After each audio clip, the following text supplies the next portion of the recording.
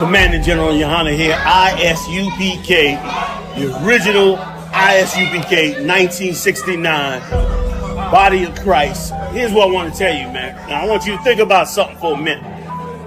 You've been studying the scriptures. You've been watching us on tape. You've been watching all kinds of camps on tape. And as you've been watching and studying, you realize that it's coming to the point where you got to put this into action, that you need to step out there on the street and handle that work. Now, here's what happens to a ton of brothers.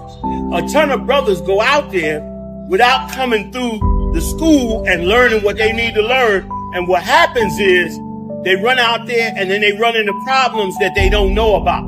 And they try to get them problems answered online and calling brothers and all that. And it creates a bunch of confusion. And in many cases, it eventually chokes the truth. It look like it ain't gonna choke it now because you feeling strong, your energy's up.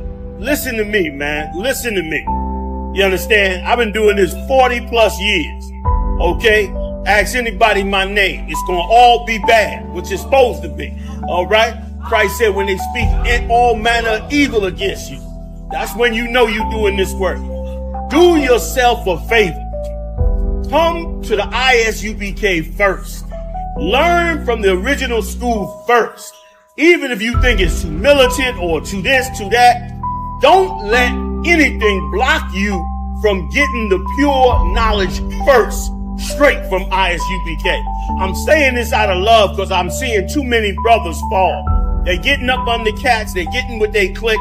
Bring your clique here and let your clique handle I.S.U.P.K. Because here's the deal. If your clique ain't strong enough to handle I.S.U.P.K, why would you go out on the street and get swallowed up out there? And if you feel like I.S.U.P.K ain't got it all down, then you should be man enough, you and your crew, to come to us and lay down and break bread and talk about these scriptures. Ain't no harm gonna come to you. Ain't no harm come to a man that disagree with the truth. You ain't trying to harm us, we damn sure ain't trying to harm our own. So come to the I.S.U.P.K, sit down in our classes, learn from us, and then you can make your serious decision on what it is that you're supposed to be. And I guarantee you, you're going to realize that it was much more than what you saw on that video, man. Much love to all you warriors learning, growing, and getting ready to bust out into this work. I see you soon. Shalom, family.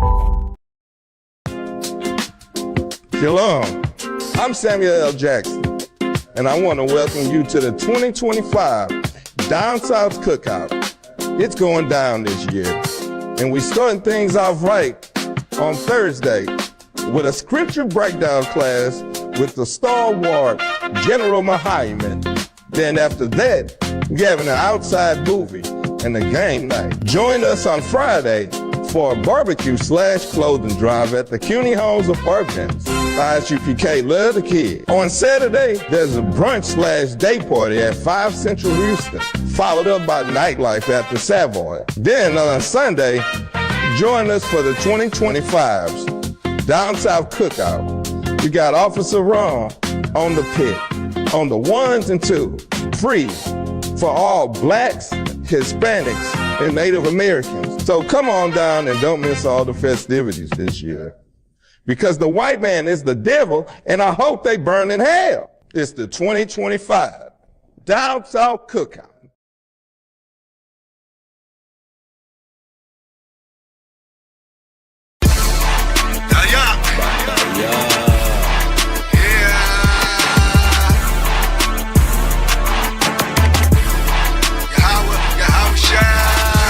Holiday, hanging out Dollar Tree. Watch how we fall away. It's a high holy day. Hands over like trumpets is blowing. Can you feel your tone, man? It's a high holy day. The dedications, but real sisters glad to have you. We feast in tabernacle. It's a high holy day. First fruits to spread, 11 bread, and day to rest our head. It's a high holy day. No sweat, got a head start on you. Waking up a priest feeling royal. Shouting out but now to the power. Our Father, good God. Just a sight of make a hater blood boil. The real wanna know you. Sisters get lyric that never considered submitting. They can feel it. Look how I Different holy rolling up, sitting on high, too fly, no sign, the dry swishing eye, nigga. My spirit's like the most high living. Catch me with the I sipping. You ain't no Christ and not from the same tribe. We kin up on my father's side. Look how we resemble. He a nigga, I'm a nigga. All my niggas Latino, Native, Indian. All black party, you ain't getting it. Spirit ridiculous. God washed our city, anointed us from the beginning. Wrapped us in linen, silk bracelets, all wrist, earrings that bling on our women. That ornaments and a chain that swing from my neck. Big jewels in the crowns of the head of a bunch of mighty men. Though we all one body, my brother never go without it. If I got it, he got it, we got it together. Brotherhood is a weapon. Better watch how you step, who you threaten. It's a high holy day, no holiday. Pagan, not Dollar Tree. Watch how we fall away. It's a high holy day. Hands over like trumpets is blowing. Can you feel the atonement? It's a high holy day. The dedications for real sisters got to have it. We feasting tabernacle. It's a high holy day. First fruits to spread, unleavened bread, and day to rest our head. It's a high holy day. So tries and buys the most high behind us. So it don't matter if we not desired. You cowards be quiet in the midst of a prince. Stand clear in your fears. Contagious like bravery on these austere men over here, like Christ showing militants. Other camps, he feminine. Scared to fight demons like addicts having habits. Faggots lie and die instead of fighting on the Sabbath. Shalom, Mike, Hebrew individualites. But they think they all follow Christ and got saved some way. Maybe one day you'll see just how it feels. Making 144 in my ears as I'm steering. To get there and had no fear, man. Cotton out the side, he called me the wheel, man. Every day my zeal been up in the stuff like my garments. A pop die yacht, what they call me. I be like, card on the wall and I'm on it. Just give me the order so I know what the Lord want. Meanwhile, I took a straw drink with strawberry orange. All the wall, you be on the jacket and the floor thing. Fist up, reunion the Lord made. Get your kids and ribs up, throw your fist up. Tell them what's your name, what's your name, what's your name. And they can't do shit at all, it's a high holy day, no holiday. Pagan, not Dollar Tree. Watch how we fall away, it's a high holy day. Hands over like trumpets is blowing. Can you feel the atonement? It's a high holy day. The dedications for real sisters got to have it. We feasting tabernacle, it's a high holy day. First fruits to spread, unleavened bread, and day to rest our head. It's a high holy day. You see these high holy days, black man, Latino, and indigenous. These are the Lord's high holy days. These are your high holy days that you should be celebrating. Not Christmas, New Year's, birthdays, Mama's days, whatever white man days that he said you should celebrate. That has nothing to do with us. But these high holy days that are in the scriptures, those are the days that you should celebrate.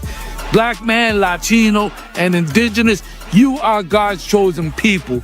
You keep these high holy days.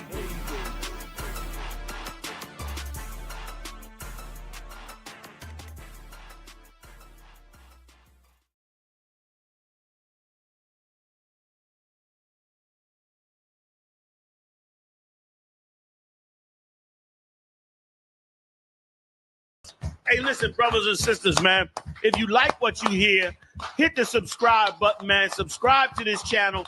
And also, please, go to ISUPK.com and pay your tithe. Drop me some cash so we can move around this planet like we need to, man, and do the things we need to do. They're one West. They're one West. They're one West. They're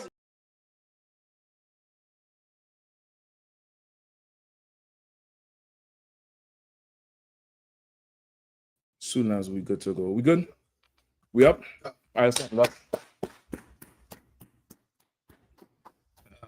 We are called here. Yep. Yahweh Bashim Yashai Brakat Thumb. Yahweh Shemata Bashim Yashai.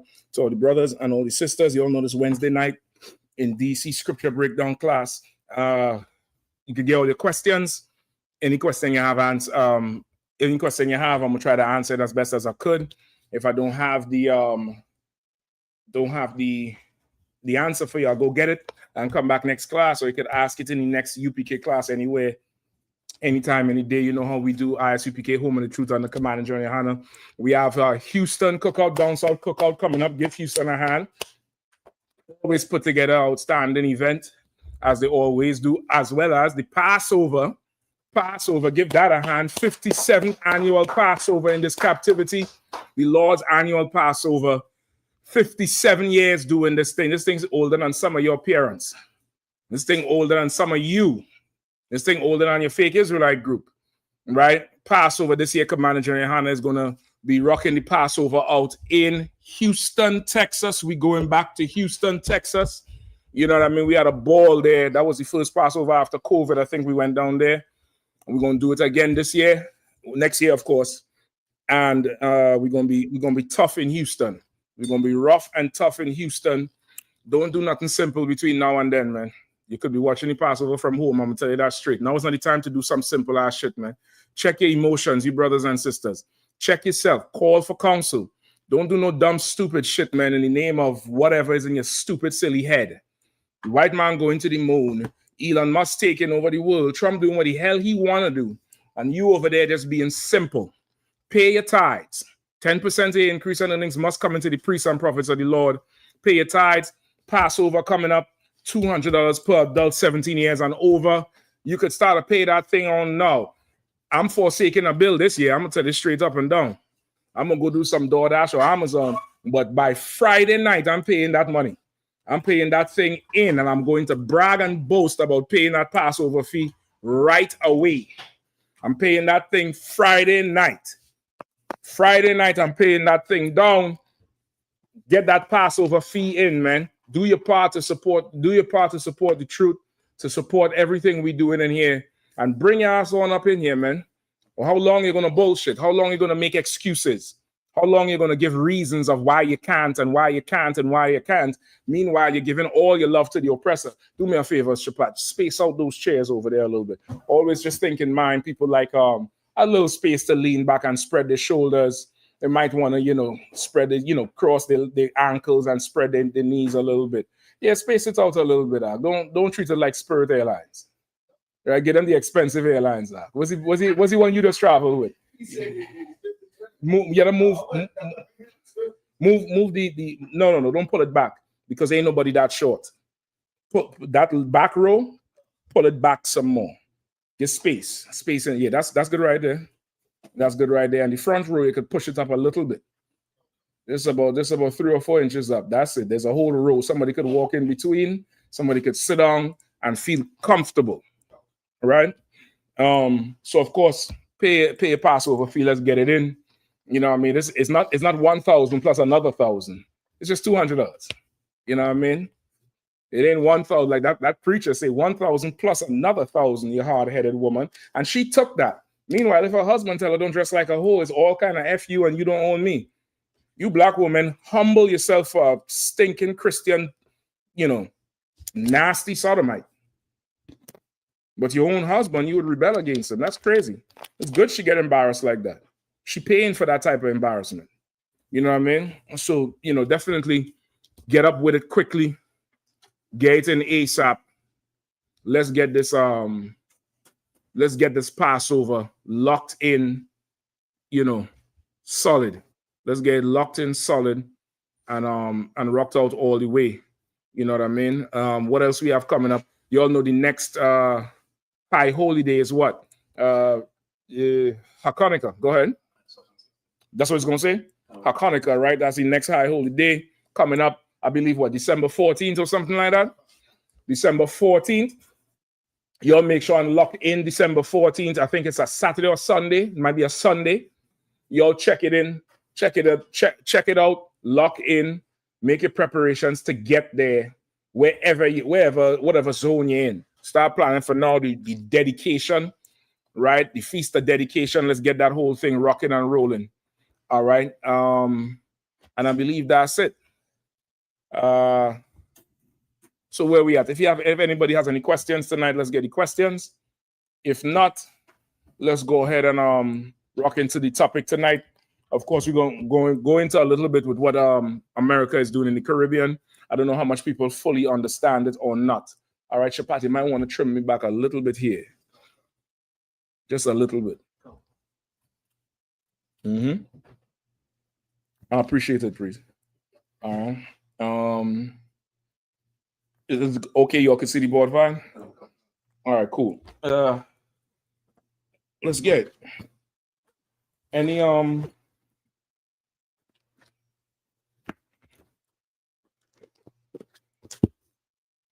any questions online or in the room? I'll definitely take them now. If you could.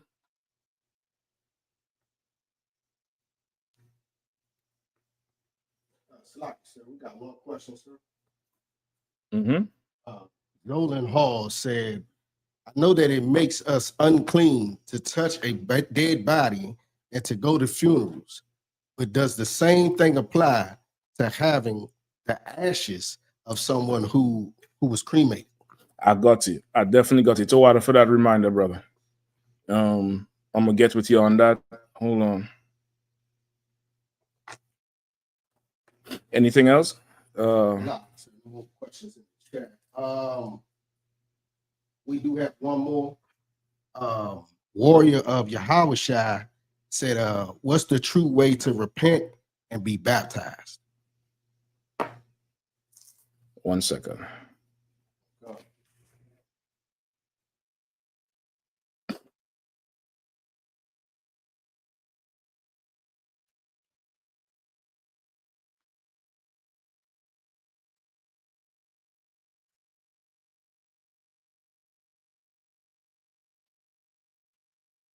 Read the second question again.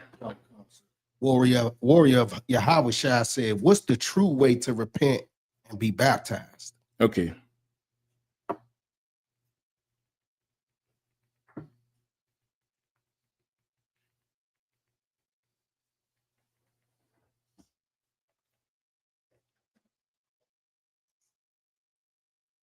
Okay, what's the true way to repent and be baptized? Let me get that one first. That might be a little bit shorter.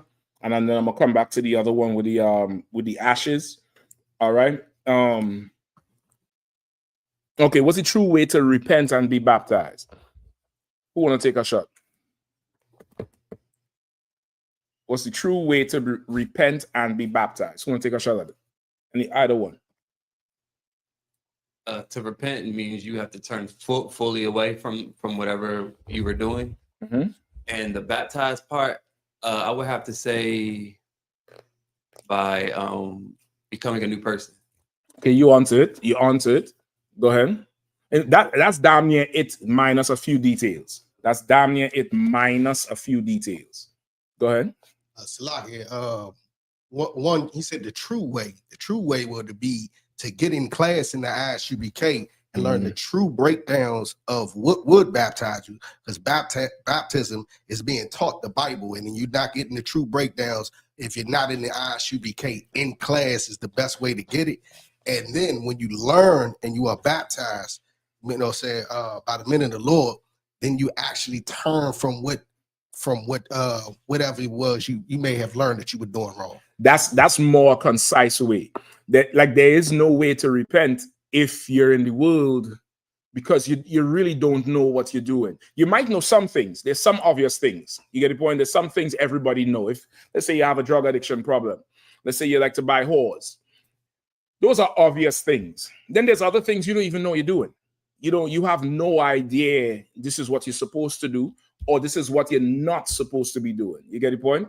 So really, ideally, what you want to do is you want to get in class so you could fully learn what you're not doing, or fully learn what you are doing. And that would help you be able to now repent. Now, part of repenting is what? Who knows? What's the first step of repenting? That's a lucky. Ragash? To completely stop doing it. No. That's the end of repenting. What's the first part of repenting?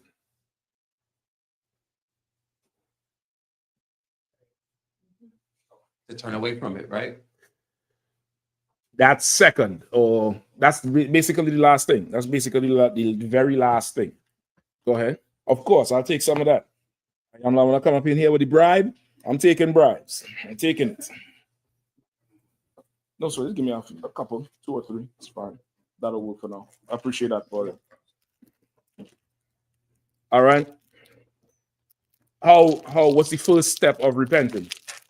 Who knows? Anybody online? Anybody in your room want to take a shot? Don't forget to set up the mic for the sisters as well, all right? What's the first step? Huh? First step is, I'm going to get here for time's sake. Somebody might want to man the thing. You just send the brother for whatever you need, all right?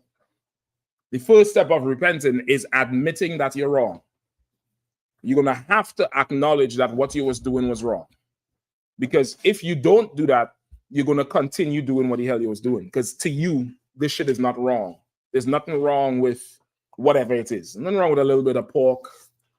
God ain't going to hate me for a little bit of shrimp. That's what Christians say, right or wrong? You mean to tell me God don't hate me for a little bit of shrimp? That's because to themselves, they have not said, I'm wrong for eating this thing. I'm wrong for doing this. You're wrong for this part. You're wrong for that one. Anybody in here ever been in a UPK council? Right? At the end of the council, somebody is told, well, you were wrong for this. And since somebody is told you did nothing wrong, there was no fault in you. The person who was told they were wrong has to acknowledge that themselves. Or else, what happens? I think you just put it on top there wherever somebody could reach. That way you don't get the feedback, all right? Should probably help him out, all right? The person who if somebody who gets told you were found wrong, if they do not think they're wrong, what happens? Who knows? Sis? They'll continue to do the wrong thing. They'll just continue doing whatever. It might be a few months, or you could leave it next day. It's if it's too far of a reach on the chair in the back, whatever it is, whichever one. It might be a few months, a few years later, but that thing is going to come right back up because this person, in their mind, the council's wrong, not me. If you repent, you have to acknowledge, I'm a filthy bastard for doing this shit. I should have never done this shit. I was told I was wrong. Now I have to stop because I was told I was wrong. The first part of repenting is you're gonna have to admit to yourself you was wrong. You're gonna acknowledge you being incorrect or wrong about something, and because you're wrong about it, what would you want to do after? Because you don't admit to yourself you were wrong. What would you want to do after? Who knows?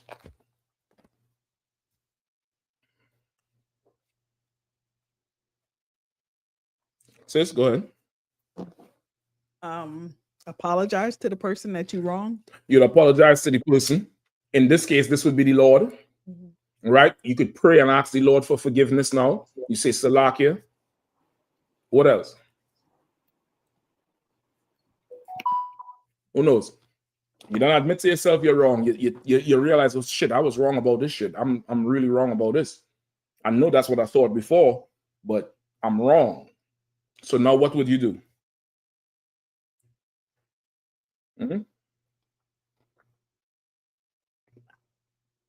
Anyone asking in chat? Go ahead, sis. Turn away from the wrong. You would now start to correct yourself. You would only correct yourself if you know you're wrong. You would only correct yourself if you know you're wrong. As long as you don't think you're wrong, you're going to continue doing the same damn shit. You don't think you're wrong. Regardless of what whoever says, you, in your mind, you don't think you're wrong. So you're going to do it. You're not going to see any problem with it. You're not going to be like, oh shit, I need to do this. You're not going to go to your slave. I'm just saying in the ideal situation, or go to a slave or go to somebody's house. The average Israelite, just in the ideal situation, you got to go somewhere. You're going to jump in the shower. You're going to jump in the shower. You're going to get dressed. You can put on some clothes and go to wherever, whatever function, whatever it is. You're not going to just leave the house, smelling like yesterday, because to you, that's what? Wrong. Yeah, that's how you should be about your habits and your ways. But the problem is we don't think that shit is wrong. So you just continue doing it. And sometimes with that part, You just have to get beat more. Right? You just have to get beat more. Really, as he posed the question, the brother said, true repenting. When somebody's asking that type of question, they're tired of getting beat. He's in a good place. The person who asked that question, they're in a good place. Them stripes meant something, and it's helping you because you're tired of it and you want a change. And that's the best place to be in Ark. It's the best place to be in Archium and Aquafium. To be in a place where you want this thing to change, now you're willing, your mind is now open to get instructed. Now you realize if you want something to change, it got to mean what you was doing all the time is not working. Right or wrong? It would mean what? What you was doing all the time is wrong. Everything you was doing before, that should have to go because you want a change. If you don't seek the change, that means you think what you're doing is right. And you just need to get beat more. That's just it. This is life. So the first part is you're going to have to admit, you're going to recognize to yourself that this, whatever you was doing is wrong. Then you start looking for how should I be right in this situation? How can I start to do the things that's right? How can I start to, not do the things that's wrong? You want to change how you're doing. You want to now seek to become a different person. You want to seek to become brand new. And as Officer Shapat was saying, to do that, you'll have to be taught what is right or wrong. You're not going to know off the break this is right or wrong because nobody ever taught you. Because if somebody taught you, you wouldn't even be asking about repenting. You would have been doing the right thing anyway. So now you're going to have to be taught. And as he said, you're going to have to get in class. There's no way around it. Like serving the Lord and turning back to the Lord is not like you could take a pill and just magically wake up without the headache. That's not it. To turn to the Lord is your lifestyle has to change. And for your lifestyle to change, you are going to have to do two things. You're going to have to learn the new lifestyle and then start putting it in practice. You're going to have to do those two things or else it's never going to work. All right. Give me Ecclesiasticus 6 and 36.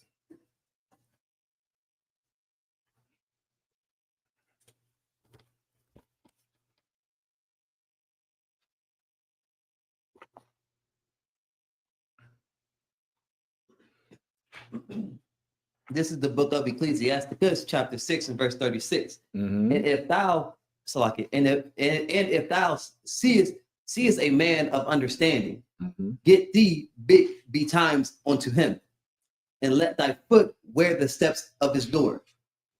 Right, read it one more time.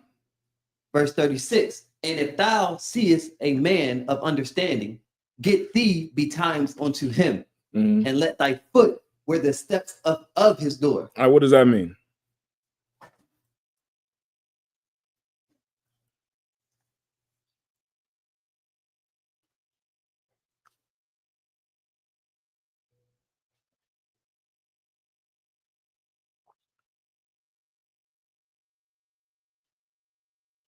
Yes, sir.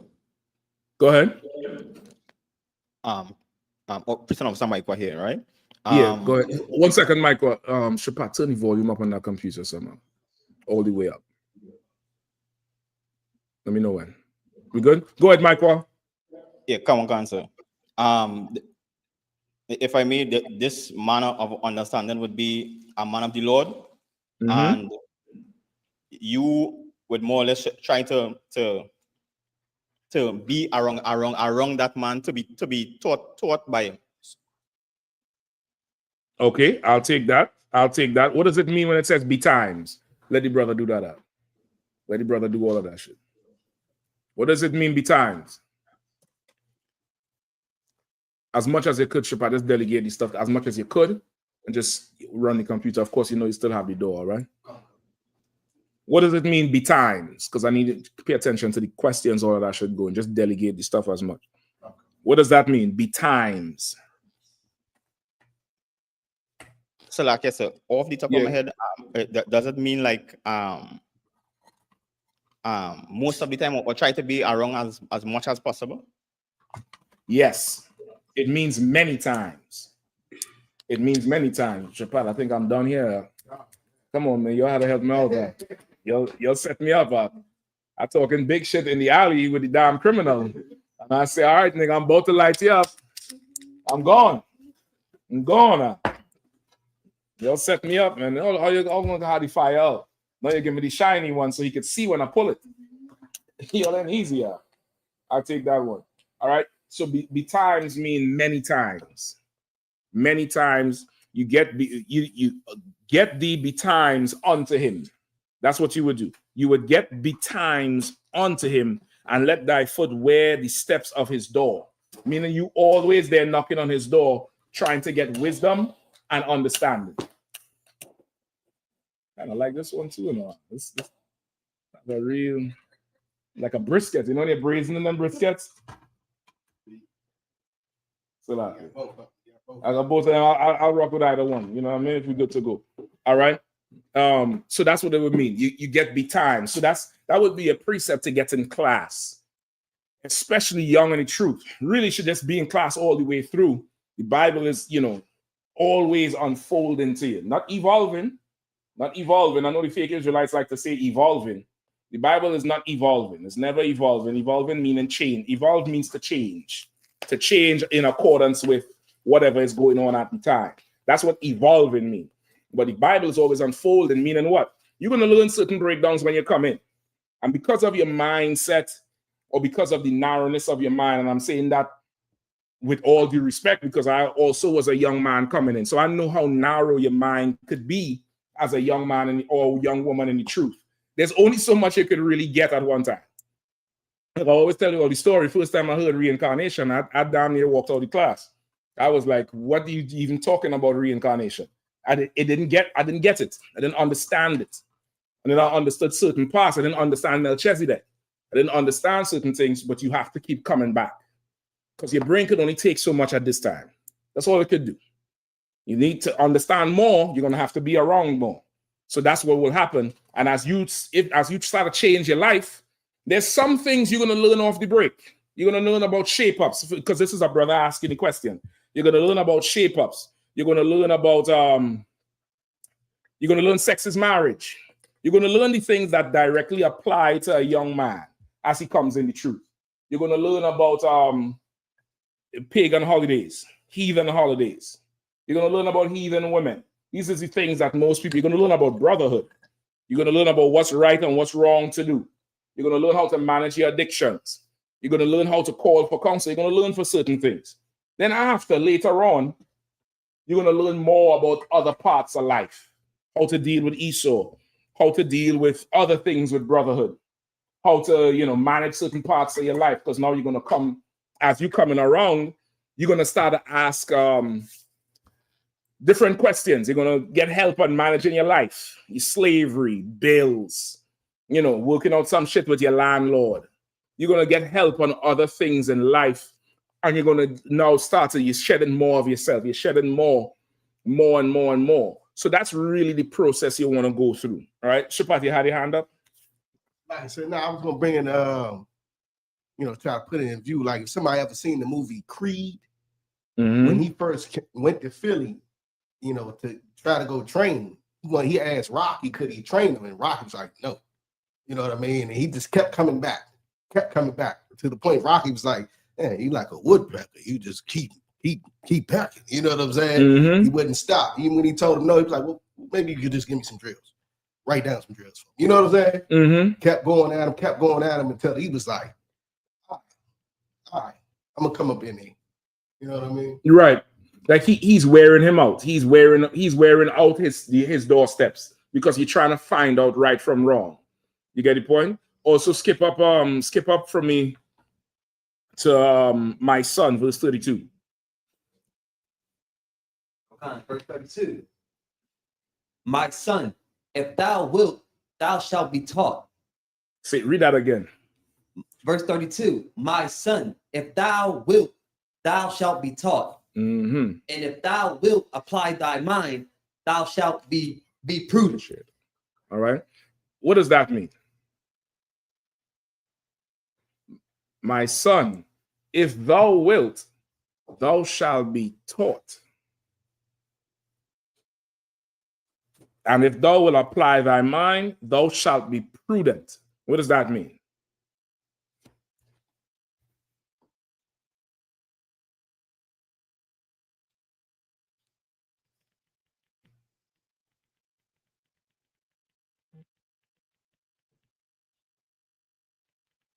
Sis, you want to try it?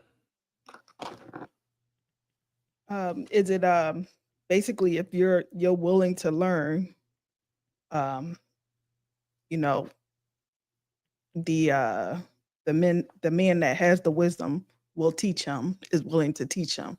If you're willing to learn, you can learn. That's what the Bible is saying. Read it one more time. And this is just such a heavy, it's so heavy, where you would hear sometimes brothers and sisters might be, I just can't get it. I don't understand it. Why is this happening? And okay, to the average person, it may seem like it's difficult to understand. When this thing is not difficult to understand, you just don't want to understand it. The reason you're not doing it is you don't want to. You get the point? You don't want to do this thing. You was already given counsel. You were already told what to do. You was already taught. Somebody broke this whole thing down to you. Yeah, I can't wrap my mind around it. The reason you can't is because you don't want to. That's the reason you can't. You don't really want to. You're struggling with it. Read it one more time. This is the book of Ecclesiasticus, chapter 6 and verse 32.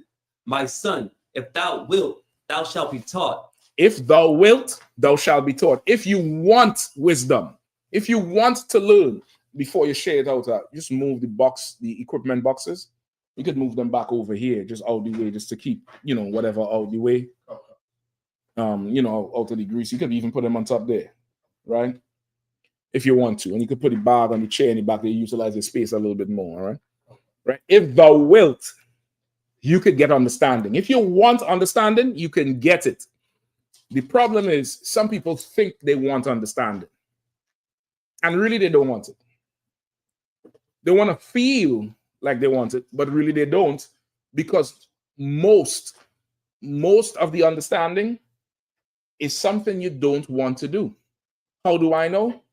Because you're doing something you want to do already, and that's not working. If you're touching something that's hot, obviously it means move your hand off. If you keep putting your hands back, you want to get burned. You get the point? It's like sometimes you ever seen two people in a domestic situation where it's physically domestic, it's physically abusive, it's a physical thing going on. And you sit there and you wonder, well, why doesn't this brother leave? Or why doesn't this sister leave? And you're trying to wrap your head around it. Why don't they just stop and leave? And then later you realize what it is. What's the reason they don't leave? What's the reason they don't stop engaging this person in that manner? What's the reason? Who knows? Go ahead, sis. They like it. They want that shit out. That's what they want. That's what they want. I've seen this thing happen already. The brothers in Trinidad will tell you. I've seen this thing happen because Trinidad is a little bit more of a more raw society than it is in America because of how the laws are and the lifestyle is. All right. Lucky Shaban, you could definitely make one for me. Just keep it aside. I'll eat it after. Oh shit, Most High in Christ. I see you trying to bribe me big time, boy. Don't worry out. I've done seen where some brother is beating the hell out of some sister, or some sister is attacking a brother. And somebody comes to, usually it's with the brother putting hands on the sister. And then somebody steps in and then they both start to beat the hero. They both start to, somebody jumps in and put hands on the brother roughly. She turns around and says, don't do that to him. Don't hit him. Bap, bap, and start, now both of them whipping his ass. And now everybody laughing at him. You don't get into that because that's what the hell they love. That's to them, that's giving each other flowers. That's giving somebody a kiss on the forehead. That's their love language. Don't, worry about yours. That's their love language. And you can't get into that because they don't want to do better. You get the point? They don't want to do. You have to want better in order to do better. You have to want it. If thou wilt, thou will be taught. Go ahead. Read it again from the top. Verse 32, my son, if thou wilt, thou shalt be taught. And if thou wilt apply thy mind, thou shalt be prudent. And if thou wilt apply thy mind, thou shalt be prudent. What does that mean? Go ahead. That where it says, if thou will apply thy mind, meaning that if they accept what the wisdom is or whatever the counsel is, and apply it to their mind later on in life, they'll be able to. It doesn't say later on in life. Okay, what's locked in? Check in that cabinet and see if there's the franc stones, the rocks. If you don't mind. Let's see if there's any rocks in there.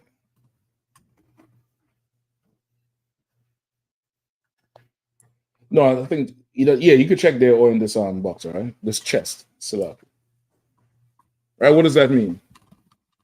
If that will apply that mind, I don't know if that's it or not. But you could check the box, the chest there and see. All right.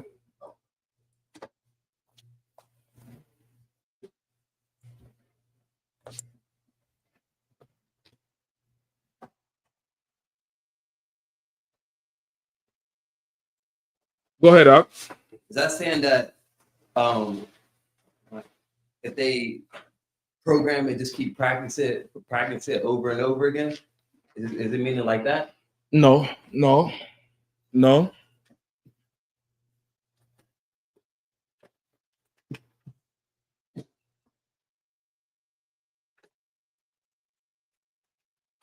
If thou will apply thy mind.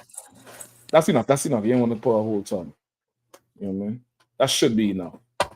Yeah, that's pretty good right there, I think. If thou will apply thy mind to what? Thou shalt be prudent.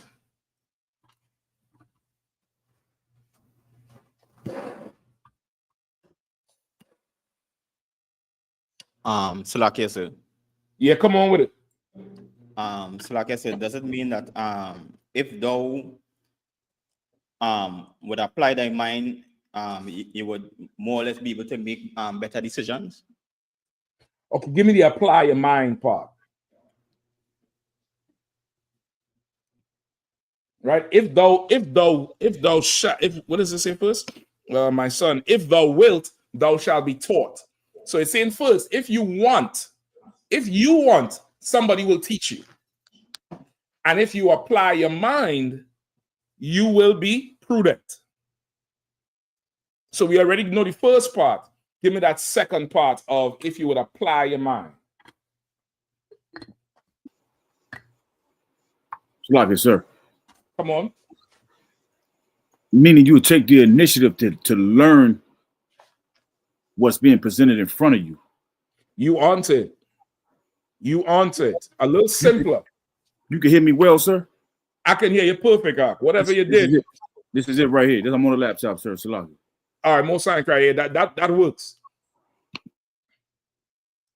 So you answered. A little bit simpler. Sometimes we see this thing apply your mind and we start thinking it's a little bit more elaborate. It's a lot more simpler than you think. If thou will apply thy mind. So like yes, sir. Yeah, go ahead.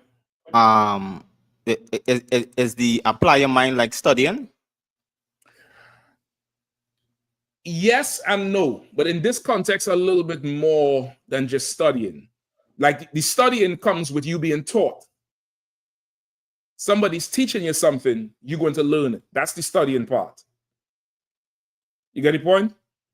But if you apply your mind, that's something else. I try not to give it to you. I could give you a hint, but I'll just give it away. We've been talking about it just same way before. Applying your mind is doing what?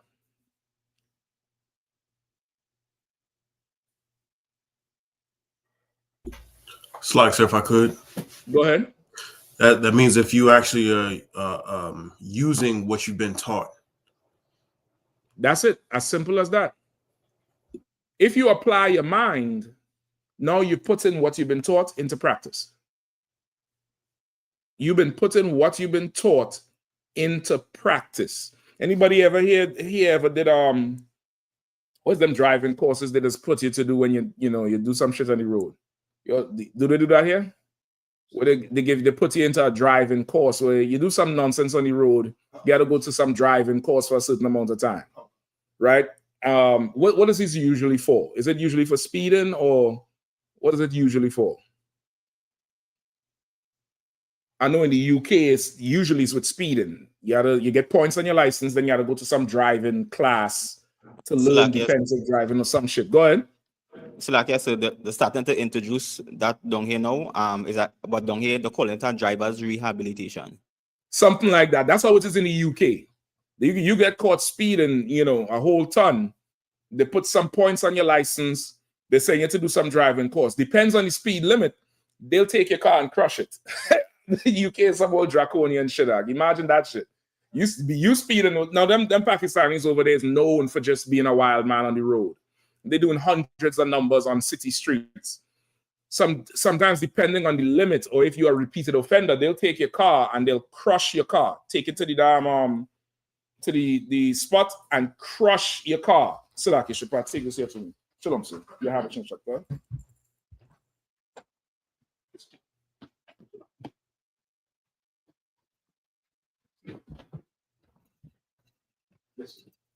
Shalom.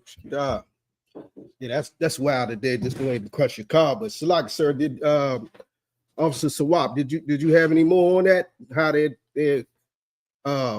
going with the driving and over there in Trinidad, sir? Salak, sir. This is Prison Officer Maikwa. Salak, sir. There is a new program that's starting to introduce here in Trinidad, right? With the same point system. All right, and a lot of drivers already exceed the limit on the point system, and they're now trying to get them back into the system, so they have this rehabilitation program where they could come and redo the basic driving rules and regulations for the road, and then they would be able to receive back their license to drive. Right. Because I remember the water, but I remember I had to take it myself. When I moved to Houston. Saying the issues I had here, I had to take care of down there, and they made me take a driver's class just to be able to get my license down there. You know what I mean? So yeah, I know exactly what you're talking about. The type of class seems like the same thing. That passed class back to Captain Shot. So what were you able to do? No, I just asked. Oh,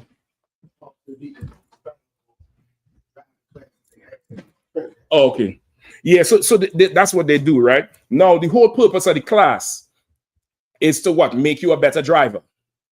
Now, what do people usually do after they get one of those courses? Go ahead, Rugash. Go back to doing the same thing. That's what you did? It's like, I'm not going to you. That's it. You just go back to doing whatever. You do not apply your mind. You do not apply this to your mind. You were taught and you did not put it into practice. So that's it. You were taught, you didn't put it into practice, and that's just that. You have to now apply your mind. You get the point? You have to put it into practice, whatever you were taught. Go ahead.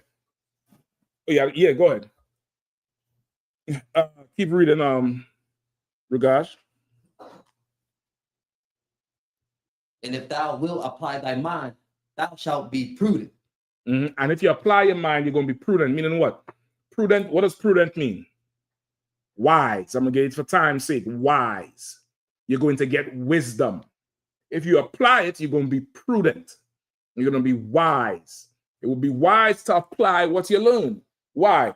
Because now this could help you in the future. You get better driving practices. What could happen? What are some things could happen that could benefit you in the future? Anybody? Just raise your hand and go ahead with it. Go ahead, sis. Maybe get a slavery that requires driving and exactly. You might be able to qualify now for a proper slavery because you done completed this course and you show that you're good with this course. What else? What else can happen? The obvious thing is you may not get in so much accidents. Your car mightn't be looking like one of them tests. Do you remember that old commercial with the test dummies, with the crash dummies? And they used to fly through the window all the time. Your car mightn't look like that, full of cuts and bruises like a 5-year-old on a playground, full of bandages. You got taping up the bumper, all kind of shit, because you just can't practice the wisdom you learned. What else could happen? Over time, you might be driving so good and you ain't getting no accidents. Your insurance might go down. There's benefits to this thing. There's wisdom. What else could happen? You could teach somebody how to not make the mistakes you made. Now you could just, pass this on to some young brother or young sister so they don't have to go get a ticket and somebody force them to drive. There's wisdom that comes from it. In much the same way, you come into the truth. If you want to get taught, you will be taught. If you want to learn, you're going to come and learn. And as you learn, if you apply if you apply your mind to it, you're going to put it into practice and it's going to make your life better. It's going to make you wiser. Because now you are the slavery, somebody popping off, somebody doing something. Now you done been taught, be wise as a serpent, harmless as a dove. You've been taught to speak, let every word come forth in due season and with salt. Like a word out of season is like cymbals to the ears. That's in the Apocrypha. You say the wrong thing at the wrong time. At that time, whoever listening, it sounds like noise. It sounds like noise. So, but because you applied what you learned, you know what to say when. Or you might know not to say nothing at all. You might know just to keep your mouth shut and go ahead and go to slave. What else do you know if you apply on yourself? This is a UPK 101. If you apply on yourself, this is something you get taught damn near day one in here. You start coming around a couple of weeks straight, people seeing you, you get taught this straight off the break. It's UPK 101. It's the foundation of how we operate. It's everything. And this would help you as you move because this is wisdom. Go ahead, sis. How to treat your brother and sister? How to treat your brother and sister. That's true, but there's something that even before that. Brotherhood as well. That's to get taught in here. But there's something that's foundation UPK. Like without this, we damn near can't have anything. Even the brotherhood depends on this one. Go ahead. Follow orders. This would be an order you get. That's what I'm saying. This one here is such a basic tenet. It's so basic. And for some, it's difficult. Go ahead. Fight your demons. You have to fight a demon to do this one. Go ahead. Oh, it's like I told you how the hand up, sis. Anybody else? Anybody online? To see if anybody typing anything in, all right? So like, yes, sir. Yeah, go ahead. No excuses. No excuses. That would be what you would be told when you ask why you didn't do this. Go ahead. This one is so simple. So the hall said honesty. That's kind of vague. It's kind of vague. But that's not what I'm talking about. It's So like I so simple. Go ahead. like hood mentality. I don't know what the hell you're talking about, Shah. Like where so I guess like where you see the brothers and them do, yeah, that's do. If you see they doing that, Okay. No, that's not what I'm talking about for sure. That's not what this is something even before that. good. This is something so simple. When I say it, you're gonna be like, oh yeah, I know. You know, but you didn't say it. So like it, sir. Go ahead. Discipline. It takes discipline to do this.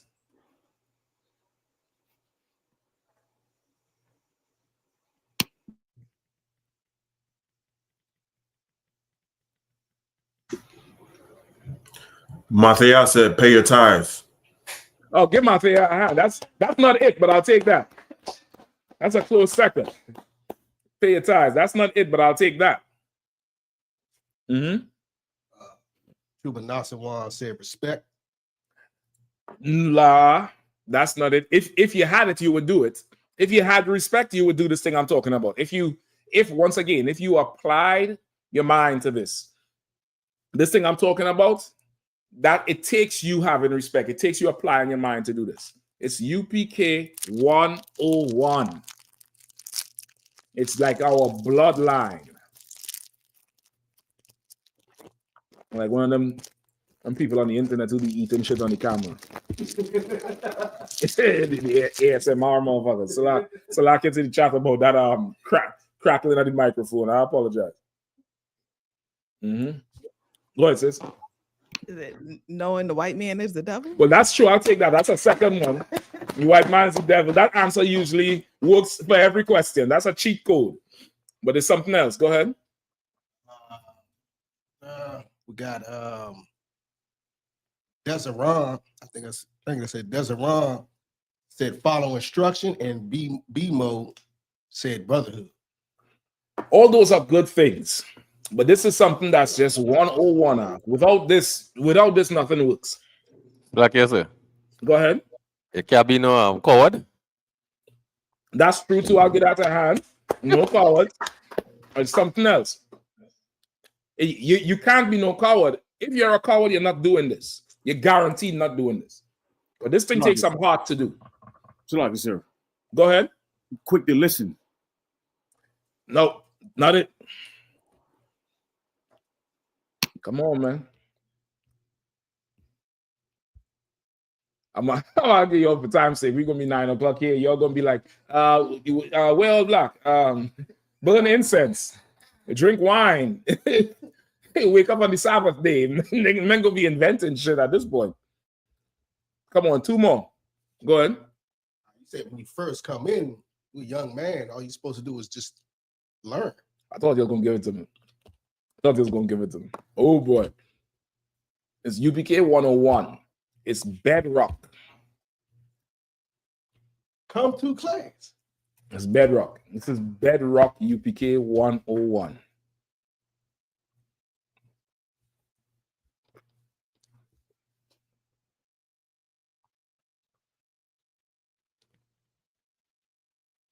Anybody?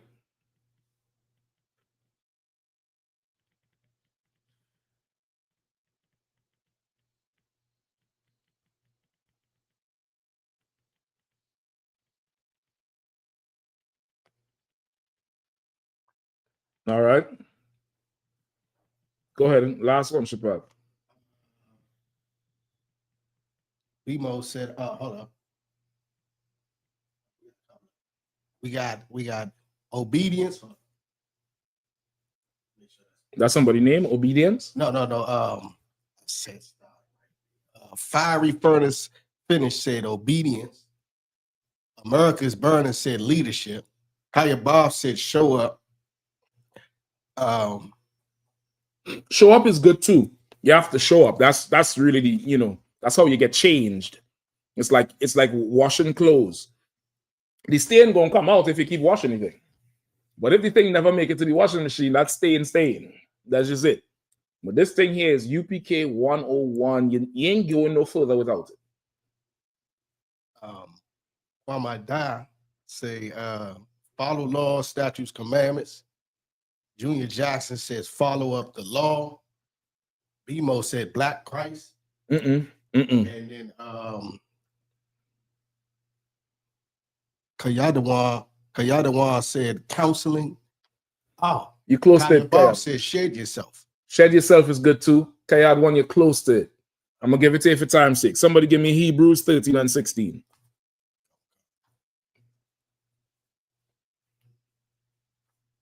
Quickly, all right?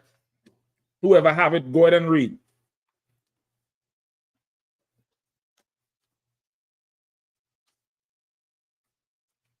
All right, in the meantime, go ahead and keep reading it in the Apocrypha. Verse 33, I think you are.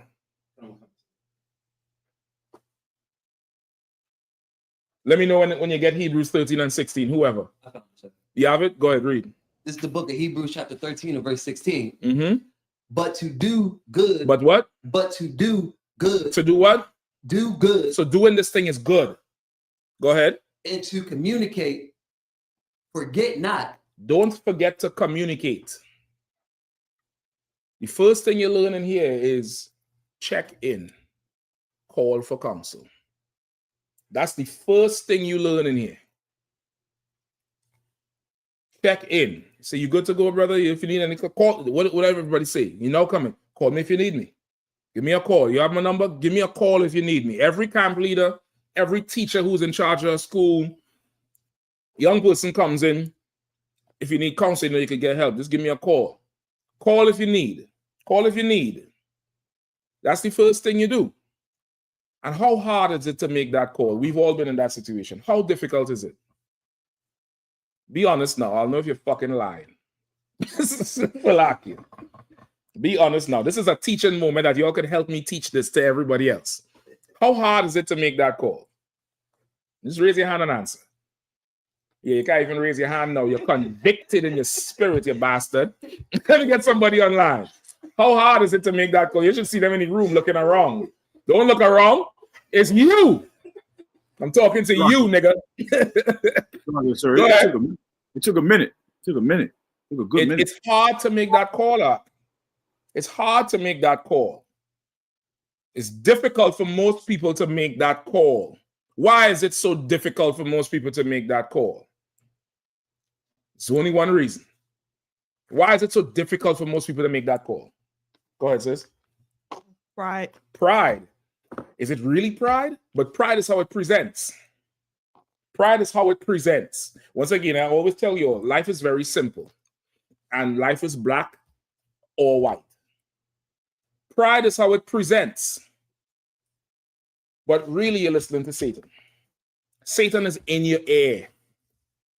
Don't call because, and a myriad of reasons why. When somebody told you to call, so who are you listening to? If you're not listening to the person who told you, hey, make that phone call, communicate, you're surely listening to somebody else. And it's not yourself. You're listening to Satan. You get the point? Once again, if thou wilt, you'll be taught. And if you apply what you learn, you will be wise. When you don't call, whatever, what happens? You usually come up with a solution yourself. And then sometimes 2 weeks later, sometimes 2 months later, or 2 years later, you're scrambling for a call. You're calling right after the other. You're calling, you're texting, because this is a hell of a fucking emergency now. Now you're jammed all the way up. And you just calling off the hook, and or somebody calling on your behalf, which is even worse. Is this the UPK? You all know Jacobian, Federian Thomas? I don't know who the hell that is. Who the hell is it? Oh, that's Officer so-and-so. Yeah. I haven't seen him in a while. Or I haven't seen now. That's Sister so-and-so. I haven't seen them in a while. What happened? Well, they so-and-so in so place. You get the point? And you could have just made a phone call early. You could have just did it. You could have made a phone call early and not listen to Satan. The UPK is a place, brother. You come in here, you can't let pride get in your way. Because pride is something that's going to keep you from getting wisdom. It's going to keep you from admitting to yourself you was wrong before. How you operated was wrong. How you thought was wrong. The things you did was wrong. That's not how it should be done. It's going to keep you from doing that. It's going to keep you now from making the change that could save you a whole ton of stress or financial burden or your life. But you're going to have to do good and communicate. Forget not. Keep reading. For with such sacrifice. For with what? For with such sacrifice. For with what? Such sacrifice. For with what?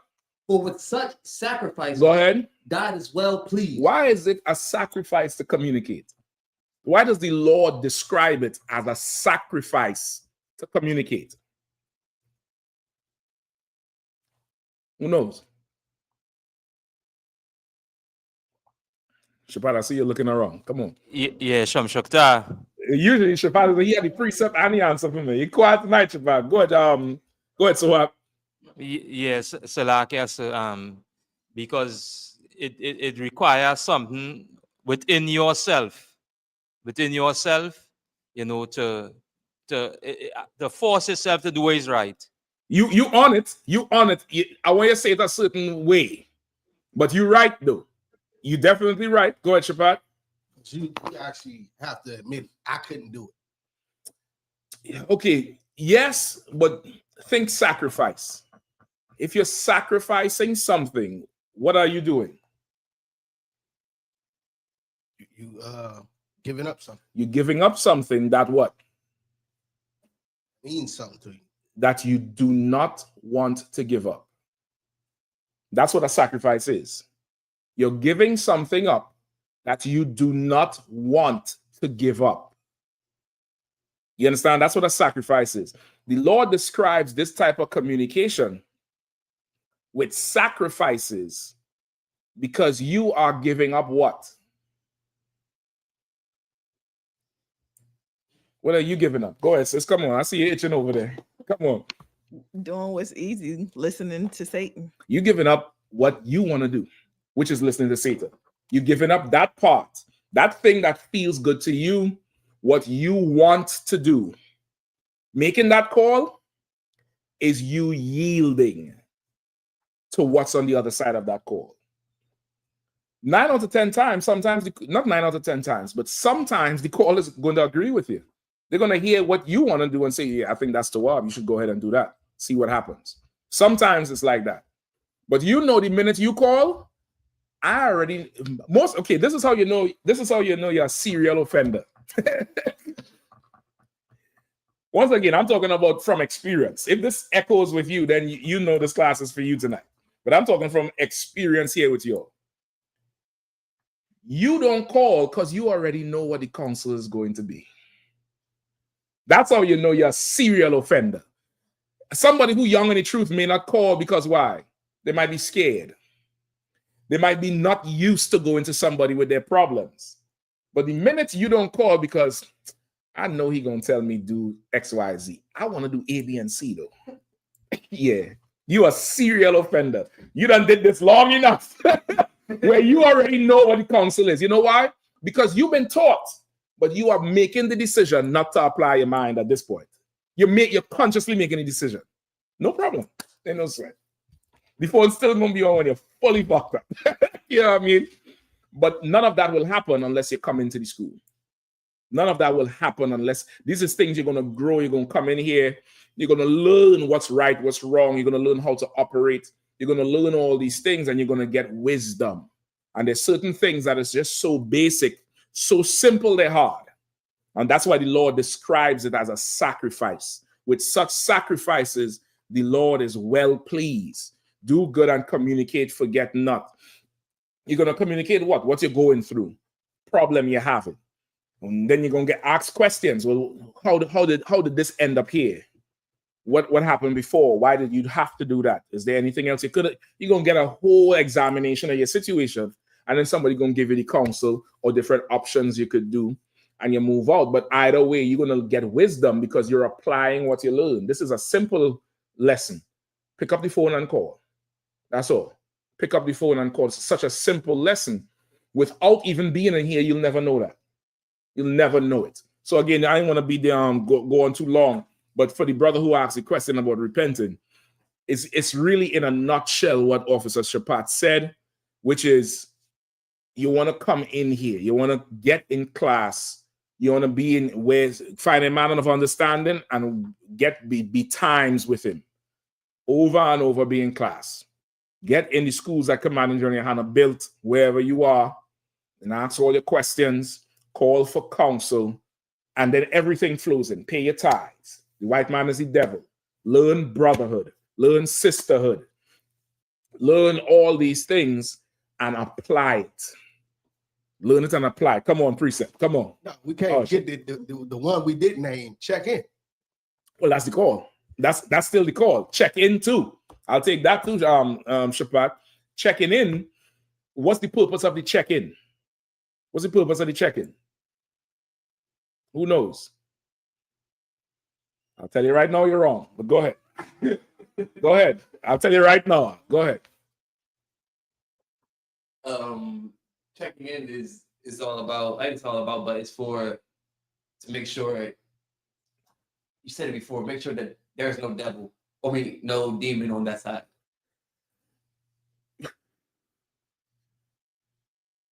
That's not the answer, but you're on to it. But that's not the answer. What's the purpose of the check-in? Go ahead, sis. Is it for the person you're checking in with, for them to evaluate if you're... That's a benefit of the check-in, but the purpose of the check-in is for something. It's the theme of this whole thing tonight. It's practical. It's putting into practice what you've learned. What's the precept we just went over? Do good and communicate and forget not. Meaning, communicate often. Don't forget to do it. The check-in is to give you practice in communicating. It's to give you practice. It's to set you up on a routine, a schedule, like going to the gym in the morning, or going for a walk in the afternoon, something you do all the time. You go play tennis, or you brothers play the video game, or sisters play the video game, or you come home and you cook at this time. It's a certain practice that sets up a routine. And now, because of this, you get stronger in this thing because you're doing it so often. You're doing it. It comes easy. The purpose of the check-in is to give you practice in communicating. And if you apply your mind, you'll get wisdom. If you don't apply it, you will ask yourself, if you're somebody who checks in a lot, you may find that you may, for the most part, you may have issues, but it's not a huge situation. If it is you, somebody who's online now, and you don't check in a whole lot, do you have a ton of problems that's just, you don't know how to solve it? And that's why. Like, the checking in is helping you learn how to communicate. It's giving you practice. Picking up that phone when you don't want to, saying what's going on, just getting used to talking to somebody about the issues and getting feedback. And I'm saying feedback, but it would be getting counsel or instructions or questions, and you're answering them and this and that. It's just getting used to call. What's some of the excuses you hear? Why didn't you just call? I didn't want to bother you. What the fuck is the purpose of what we're doing? What's the purpose of paying my phone bill? And then you turn around and say, I don't want to bother you. Maybe I should just cut the phone. Maybe we should go back to writing letters. Maybe I should buy you some pigeons and you tie the damn thing on the pigeon so the pigeon could bother me. If you don't want to bother me, then what's the point?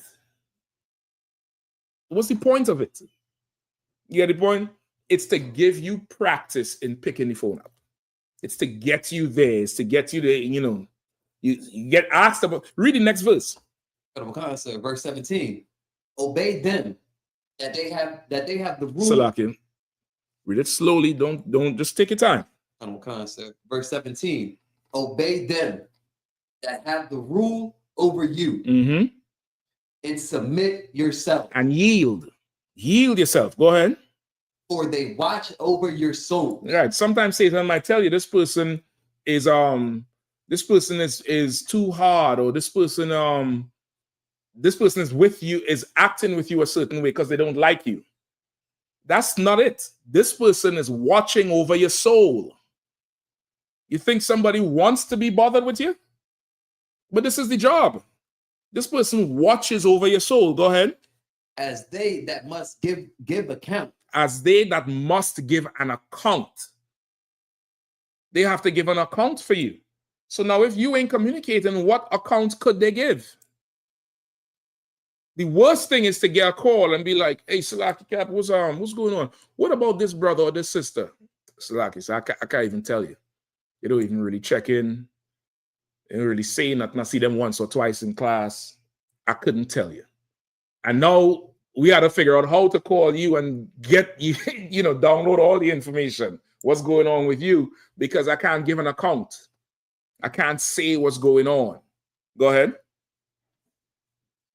That they may do it with joy and not with grief. For that is unprofitable for you. You want to communicate so that those who have rule over you could give an account with joy and not with grief. What is the difference? What is the difference of giving an account with joy and not with grief? What is the difference? What is giving an account with joy? Who knows? Quickly. Go ahead. Is that like saying with joy, like you're giving something, like you're bringing something positive? Let's keep it a little bit more simpler than positive. Like good news. But it's you giving the account with joy. Let me get ROI. Go ahead. So I was just gonna say, it's a good report that you be giving. Okay, more than a good report is you want to talk about this person. Yeah. You want to give this report up. Man, yeah, this brother here, so and so, he telling me what's going on, blah, blah, blah. Yeah, he said they give him they promote him as the slave because he's so good and blah, blah, blah, blah, blah. And he told me, he handled the situation he had there, that probation thing, he's done with it. The courts wrote a paper that was so good with whatever he going through, or whatever, he had this problem or she had this problem with her, whatever was going on, and the debt. And she keep calling and told her this and blah, blah, blah. And she following the counsel, and she gets back with me all the way through and blah, blah, blah, blah, blah. Now, so if that was going on, this person would have told me. And why you say that? Because of how they always call. They always call, they always report, they always check in. So now if something a little off come, now you have somebody who has an account of your history, your track record.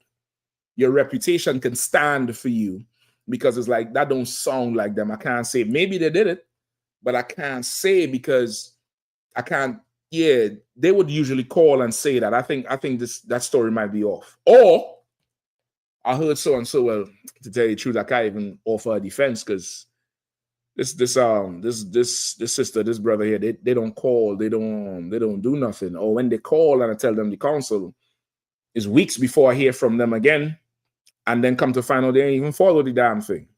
So if that's what's if they say that's what they did, it's quite possible they could have did it, or I don't know, because now you have to give an account with grief. Because now this person is not checking in, this person is not communicating. This person is not applying what they've learned. And the spirit of that goes with repenting and baptism. Why? Because if you would commit to something that's small and do it over and over, I can now say, now I could be wrong. I done vouch for, bastards who done turned their back and left. But I done vouch for some solid ass brothers who I could say, and sisters who I could say, when they leave these doors and they go home, this person is not doing that thing. This brother is not doing that. The sister is not doing that. I know them, they call. I don't think that's the case. It might be wrong, or this person is lying on them. We might have to call a counsel and sort this thing out, because I know how they are. You get the point? I know they're applying what they learn. They're coming with it. That's why you have to be in here. The best way to repent, for true repentance, you got to come up in here and learn and stay in here. It's not an overnight thing. It's a lifestyle. Your lifestyle took you to where you are now. You're gonna have to spend some time in here to get to where you really want to be with it. Go ahead. I was going to say something. I remember you brought this to my attention one day, that you were telling me. You said, "Don't practice to become perfect. Practice to become permanent." That's right. And that stuck with me. That's right, because you could be perfect at doing the wrong thing, right? Like somebody who constantly ignores to call, they'll become perfect at figuring out shit themselves, right? Yes, Lucky, go ahead. No, I was saying that was me, like, wow. That was all of us. That's every single one of us, right? You become perfect at figuring shit out yourself. You got confidence in figuring shit out yourself. Just like if you practice to call, you'll become perfect at calling. But the thing with practice, you know, where it says practice makes you perfect, you could just be perfect at doing the wrong thing. Practice is what makes things permanent. Like what you practice is what you'll do. That's you. Go ahead. Like, yeah, I got a question. Come on with it. So I think we good there, all right, brother. That's about it. Like, no, there's other parts of the baptism, like learning and all that type of stuff. But really, what you really want to do is be in class. You want to start to just be in class regular and ask questions and calling. You want to tie yourself to this body and for brothers and sisters, and you'll start to learn what you're doing wrong and be able to change it. And that's really how you repent. All right. This one's on subject. Go ahead. Amani Hamilton says, Salaki, sir, if you go to individual counsel. Salaki, check and see if Kazak is in there. Yeah, he on the stage. Just check the lower stage. I don't know what how you have the screen, but make sure you could always see the screen. Make sure you always see it. Just because you operate in the computer, you have to see the screen, because brothers and sisters brothers mainly is going to come into the StreamYard. All right. Okay. You have to always be able to see that lower part. All right. Go ahead, Okay, sir. Salaki, sir. Imani Hamilton says, Salaki, sir, if you go to individual counsel and you follow the instructions, should you give the person who gave you the counsel an update? Is that what you're saying? Hell yes. What you mean? What you mean is that what you're saying? Hell yes. You go to counsel. Once again, like remember somebody said one of the things that you learn in the truth when you come in is having respect. If you respect this person who giving you the counsel, you would want them to know how this shit went.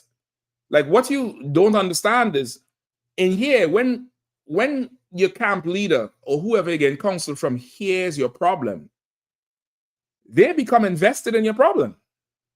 They want to know if this thing worked out for you. They want to know what you did and how you handled it and what happened, and they're interested.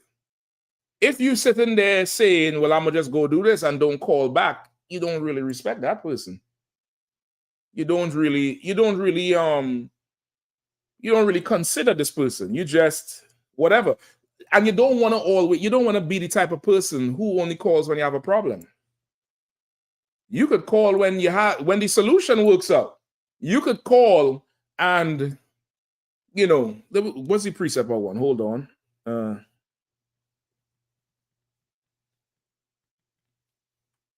Hold on.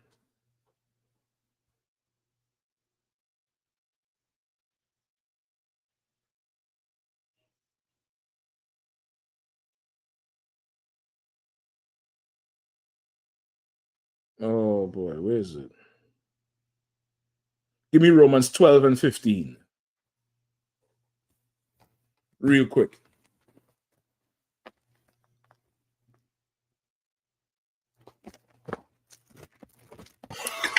Romans chapter 12, verse 15.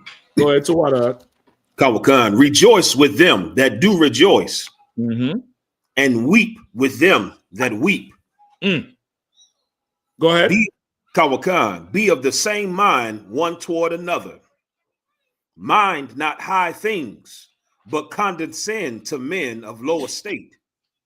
Be not wise in your own conceits. That's what the Bible says, man. We rejoice with them who rejoice and weep with them who weep. Mind not high things, but condescend to men of low estate. We are all men and women of low estate. You understand? We ain't just buy EA Sports. You brothers who into them games. You all know that EA Sports that be on all them PlayStation and Xbox that make Madden and NBA and all that shit. You know, them Saudi Arabians just bought it for $55 billion. The same week Commander John Yahanna had the lecture about the video games. That week, some company in Saudi Arabia with Donald Trump's son, he has another company. They bought EA Sports from the American owners for $55 billion. $1 billion. Like, we not in that room for that conversation. 55 billion. We hoping to hit the mega million. How much is the mega million? $1 million, 3 million, 30 million. We hoping they could spend $55 billion on something that if tomorrow the Chinese bring out a brand new video game, nobody would play that shit. But they could afford to spend 55 billion in money or assets on that shit. We not men who have high estate. We not that thing. We trying to get, we trying to reach at the bus stop on time to get the bus. We trying to make this car note. The federal government shut down. They say so many people in the federal government can't afford to pay their bills. They're giving away, they have all these food programs now. You have to come and show your federal ID and get food. Now, they're in the federal government, where the federal government is high-minded things, but really, we are people of a low estate. You think them white people suffering? They don't take they don't take a vacation. We needed a vacation anyway, baby. They're not suffering like we suffering. They're not. If they were, what would happen? Let me see if you're in tune. If them devils were suffering like what we suffering with this federal government, go ahead, what would they do? January 6th. They would go and shoot up the Capitol. They would go on there in the White House and drive cars into it. I think last night somebody drove a car into the White House barricade. I think they've lost control of the car. I don't know. It don't look too much smart to me. Some devil down in Atlanta yesterday went down to the airport with an AR-15, getting ready to shoot the place up. Like, that's what they do. We are not people of a high estate. We are people of a low estate. And the Bible says condescend to people of a low estate. Meaning what? Condescend means to make yourself lower. So, of course, you call for counsel. If the person had the brotherhood to listen to your problem for an hour, 2 hours sometimes, you all know how counsel goes. At least you could do the courtesy of giving them a follow-up. At least you could do the courtesy of saying thank you to your brother, giving them the praise, and then they would now know, okay, you a person you call. And they would say, thank you for letting me help. I done heard that so many times. The first time I heard it, I found it very strange. I was like, you thanking me for letting you help. Like, you just saved me here. I should be thanking you. But as I stated the truth, I understood it more. Because it's a privilege for somebody to call on you for help. It's a privilege. It's something that's you would never find nowhere else in no other practice. Those people, those EMTs and those first responders, they might have a taste of this thing. But it's a different thing when somebody calls you for, to solve their problem like that. That's a huge honor. You should honor them back by calling and giving them an update. Giving them an update. You get the point? Because you communicate. You don't keep the good news for yourself and just share all the bad news. You know what I mean? You just want to throw all the shit my way. Bring somebody gold too, man. Bring somebody good stuff. I want to smile with you. Right? Go ahead.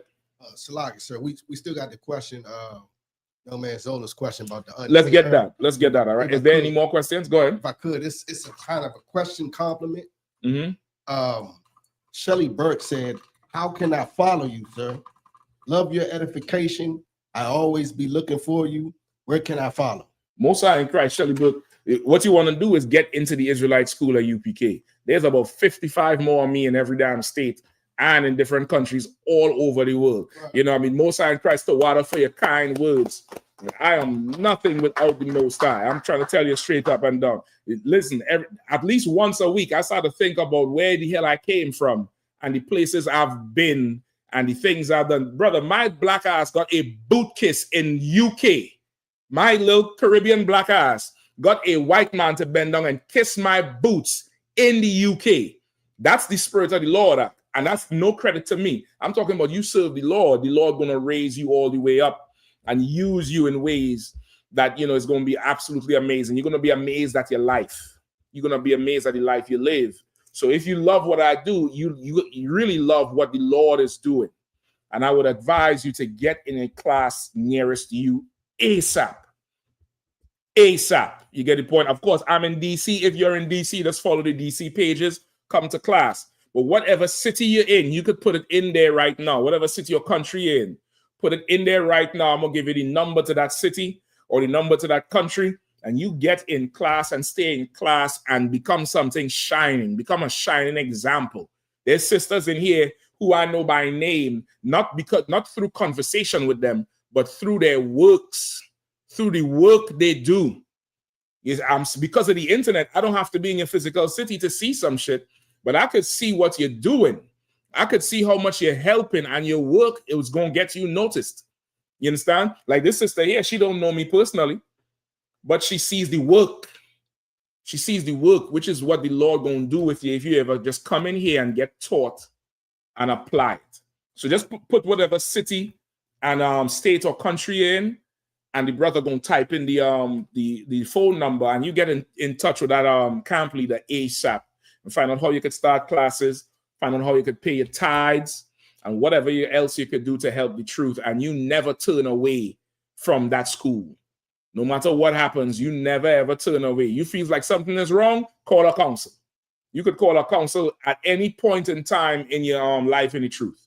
Day 1 or day 100, it doesn't matter. You're not too young or out of rank to go to a counsel. Go to counsel, call a counsel, let whoever know your problem so we could solve it and build something stronger.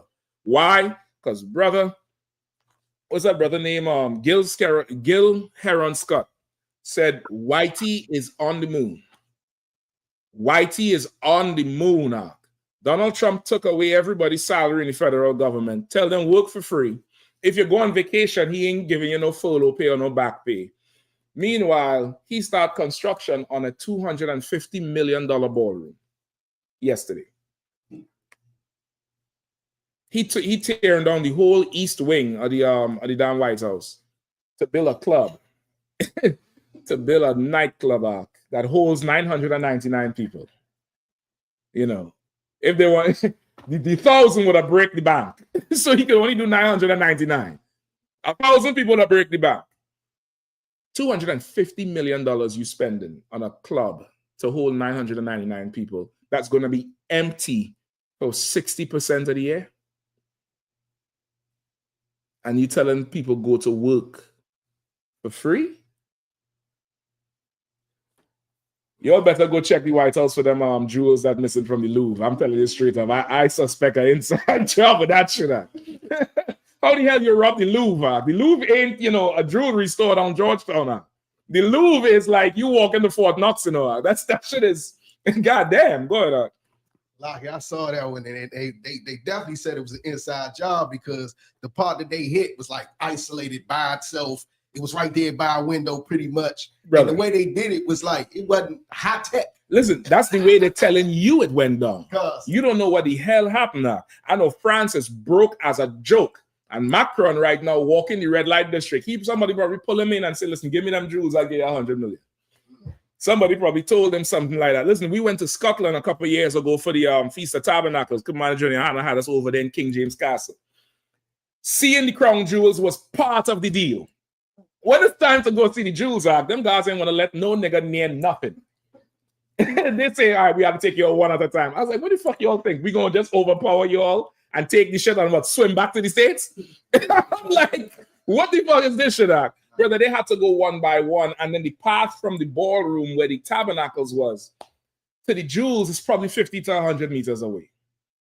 And it's cobblestone, it's old school castle city walking on.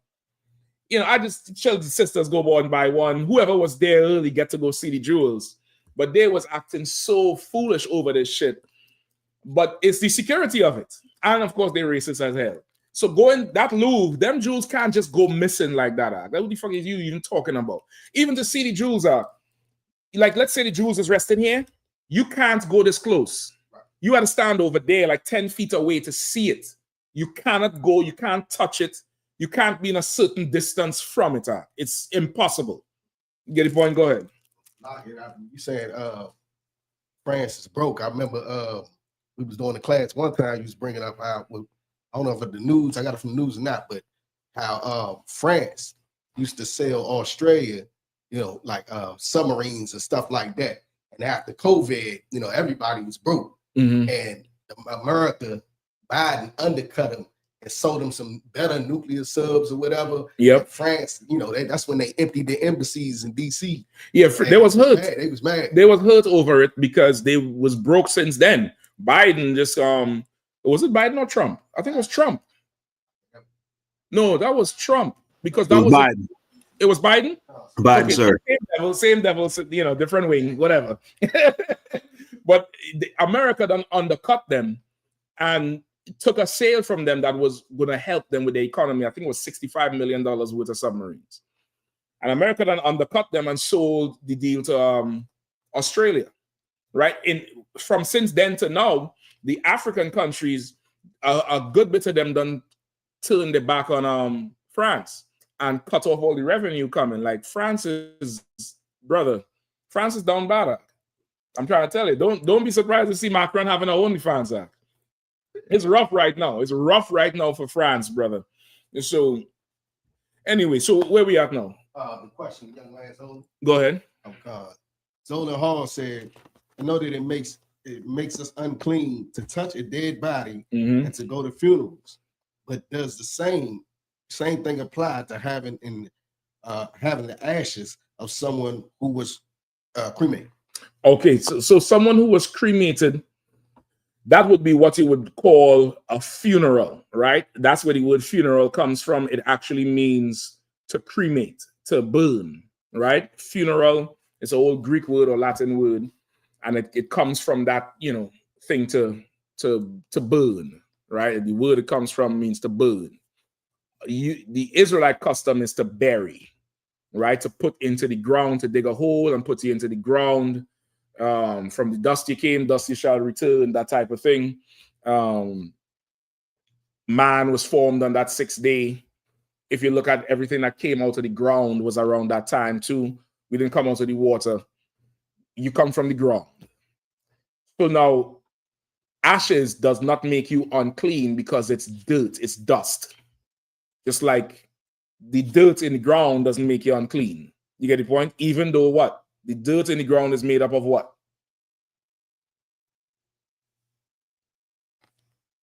Dead things. You're looking at me like I'm crazy, Ak.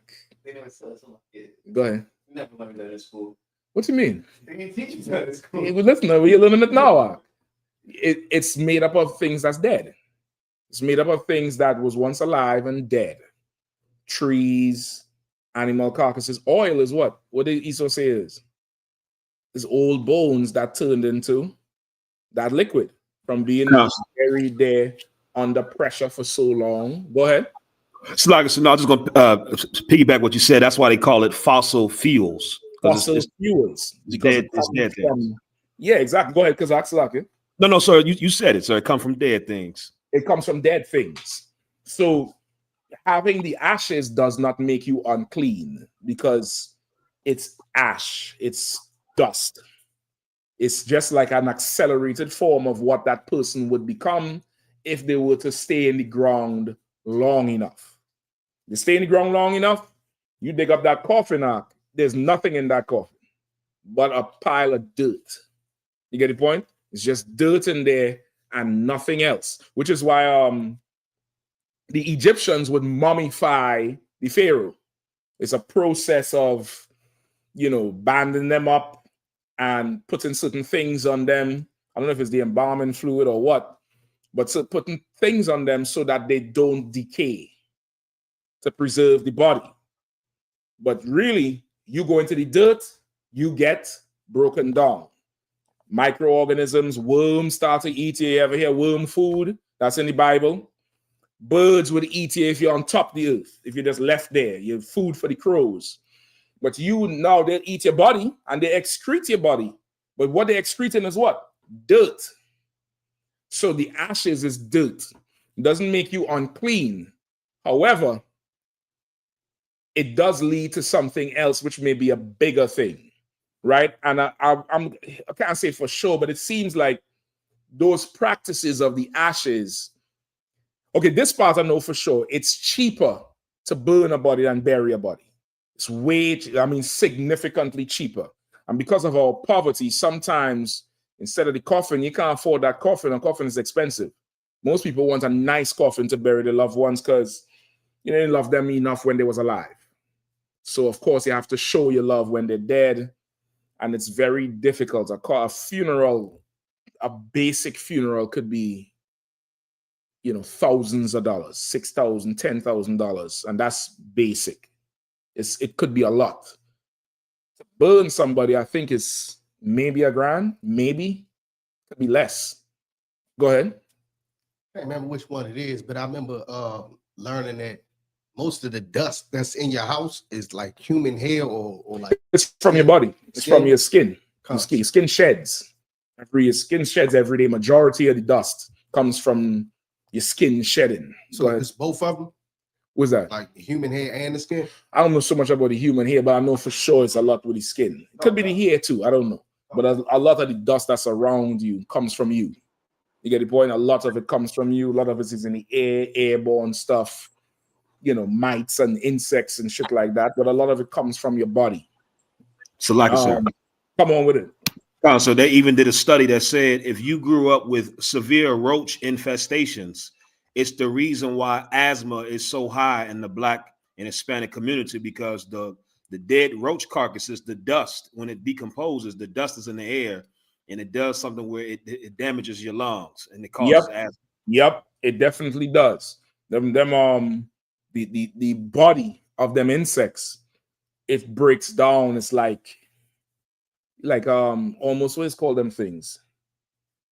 Calcified is the word that come into my mind, but not so much that. It's like dust that's put together that could, you know, break apart like paper, almost like how this would disintegrate. Right. It'll disintegrate. But it don't break down all the way into the dust like the soil. It could be in the air, and that affects young children. You get the point? So now the ashes, it doesn't make you unclean. Burning a body is definitely not our culture. In our community, people burn the body primarily due to cost. Primarily due to cost. I don't think we consider death enough. I'd be shocked if it's a great number of people that actually telling somebody when I die, burn me. Most people are not thinking about when they die. You get the point? Most people are not even considering that. In our community, we don't even do wills. That's why once somebody dies, the whole fight over whatever they leave. Because we don't think that far. If somebody's being burned, it's usually because of cost. I think during COVID, funeral prices went up because so much people was dying and it was hard to get coffins. I know my father died during COVID. He was very, very old anyway. He's old as hell. It wasn't the COVID, but he just passed. He died during COVID, something like 2020 or 21. And I had to wait a month and a half for a coffin. I mean, they just had him in the funeral home. And this was Trinidad. You get the point? It was just so much. And they kept coming to us like, you know, you could just burn the body. Yeah, of course, you know, but a lot of people during COVID time, he just burned the body. They want to burn the body, health reasons, and it's just coffins is expensive anyway.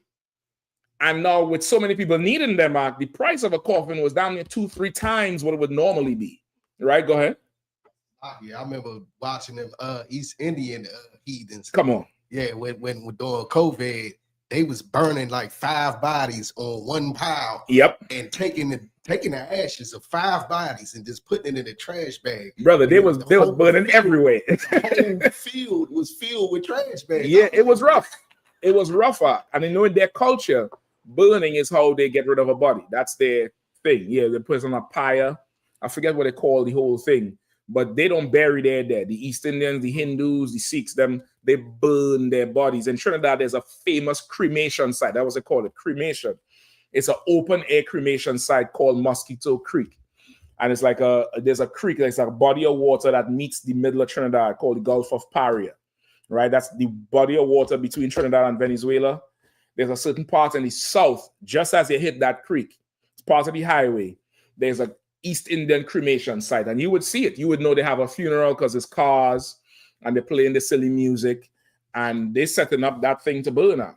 And sometimes it's 2-3 of them. I would imagine during COVID, that thing was busy. So most people do it for the sake of a cost, but also with the cost, they also market to you that you could save this person.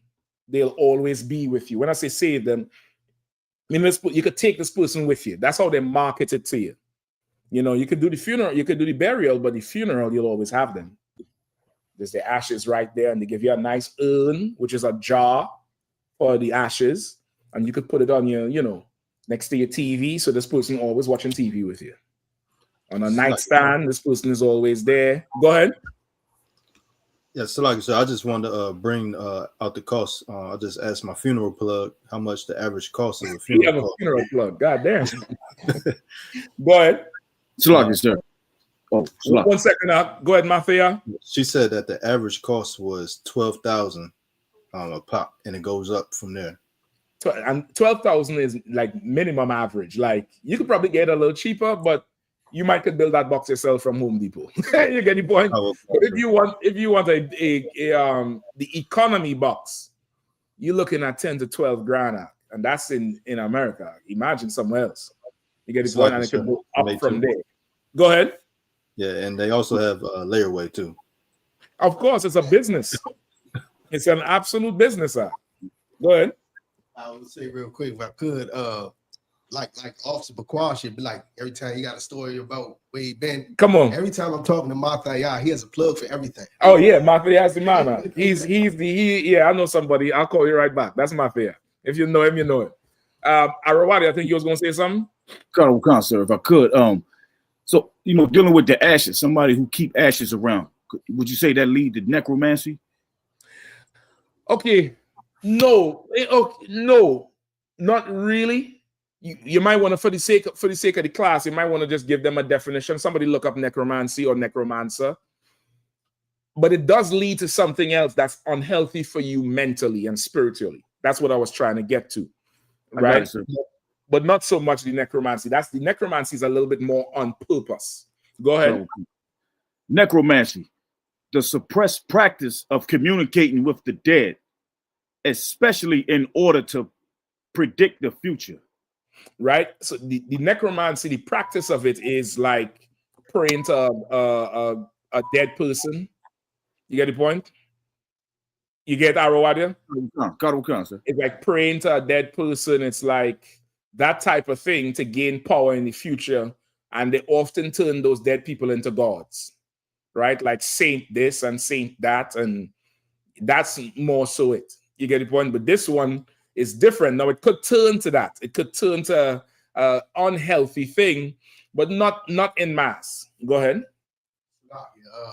Necromancy. No sweater. Like the word romance, just because it has Roman in it, it's some origin from Rome.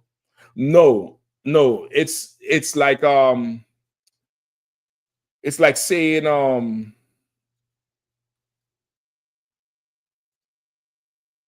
what's the word I want? Not so much, not the romance, but it's the man's part is like the practice of doing it. Necro is a Latin word that means death or of death, right? It's like that. So it's like you're practicing something with the dead, right? You get the point? The man's part of it is like I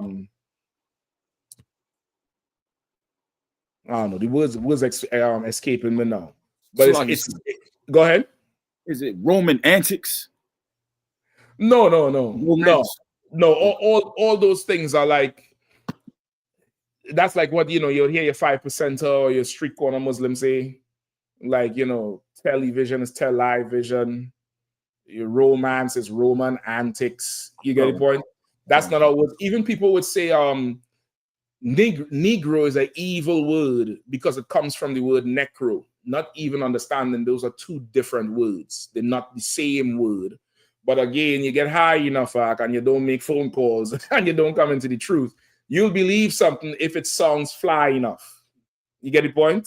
Especially if somebody adds two brothers on there. Listen, brother, Negro comes from necro, brother. Don't you know this, brother? You sold that. It's two different words. It's two totally different words. You could look it up. All right? Come on.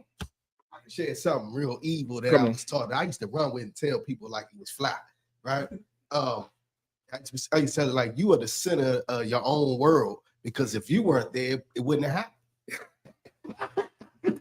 And then you're gone. You put your cape over your mouth and you disappear into the darkness like, some sage. You don't repeat stuff you hear. Just come up in here and find out if that's true or not. That's the best thing I can tell you. You know what I mean? That's wisdom right there. You told me something. I just had to bypass it in the class. So I ain't gonna even bring it up. But let me get on with this for the brother, all right? Come on, Bakwash. Yeah, kind. What when you was breaking out how the way people would take the ashes and they would keep it and everything. Now they made it to where you can take the ashes and compress it into like a jewel or a diamond. And Or a you keep diamond. I heard about that. I would imagine that's even more money. So in that sense, the poverty route to make you choose the cremation, they look at it like we could get money from you long term. You understand? Since you don't want to pay for the box, we're going to sell you this cremation. We're going to help you get the urn. We're going to put all of that into it. And then we're going to come up after and tell you, you could, over time, dust leaks out. And if this urn fall and break all the ashes, don't you want to have your mother with you? Don't you want to have your son with you? Don't you want to keep this loved one? How about if we could put his ashes into this great crystal right here, just for 4 payments of $599.99? And your emotion, your sentimentality is going to make you make a piece of glass. It's not even a diamond. It's a piece of hardened glass. That's what glass is. Glass is sand that they melt and cool. It's just dirt. It's with diamonds is a piece of rock, a certain type of rock that could resist heat and could be shaped. They just give you some pretty piece of glass from the ashes, and you ain't there watching. How you know that that's the ashes? If I'm that person, I'm taking your ashes, doing this, and then giving you this. That's America. You're looking at me crazy? That is America. That is what's going on. You get the point? God, this brother ain't gonna never get his question answered. Go ahead, Shabbat. Say we have one more after that. Okay, no sweat. I'm gonna try to get it, but I want to get to the topic too. You're getting out of here early tonight. I made a promise. So good. So again, keeping the ashes does not make you unclean because it's dirt. It's not the body. It's not the body. Remember, the law says, touch the dead body. In the house with the dead body, you go into the grave where the dead bodies are. You're unclean. The ashes is different. That's not even our culture. That's dirt. It's dust. Whatever. You get the point? No, but in the spirit of it, it does something to you that could be very unhealthy for you mentally, right? And it goes with grief. Like with the poverty and with Christianity, we don't know how to deal with grief the right way. And grief is something you have to take it on in its time, and then you have to let that thing go because it's not time for this anymore. Just like, give me Ecclesiastes. Let me get that first. Give me Ecclesiastes. Hold on. Chapter 3, verses 4 and 5. And then somebody hold for me Ecclesiasticus, chapter 38. All right? So the book of Ecclesiastes, chapter 3. You said 4 and 5, sir? Yes, please. Sir. Verse 4. A time to weep and a time to laugh, a time to mourn and a time to dance, a time to cast away stones. Read it again from the top. Sir. A time to weep and a time to laugh, a time to mourn and a time to dance. Right? There's a time for everything under the sun. There's a time to weep and a time to laugh, a time to mourn and a time to dance, a time to be sad and have grief and be mournful, and there's a time to rejoice. Go ahead.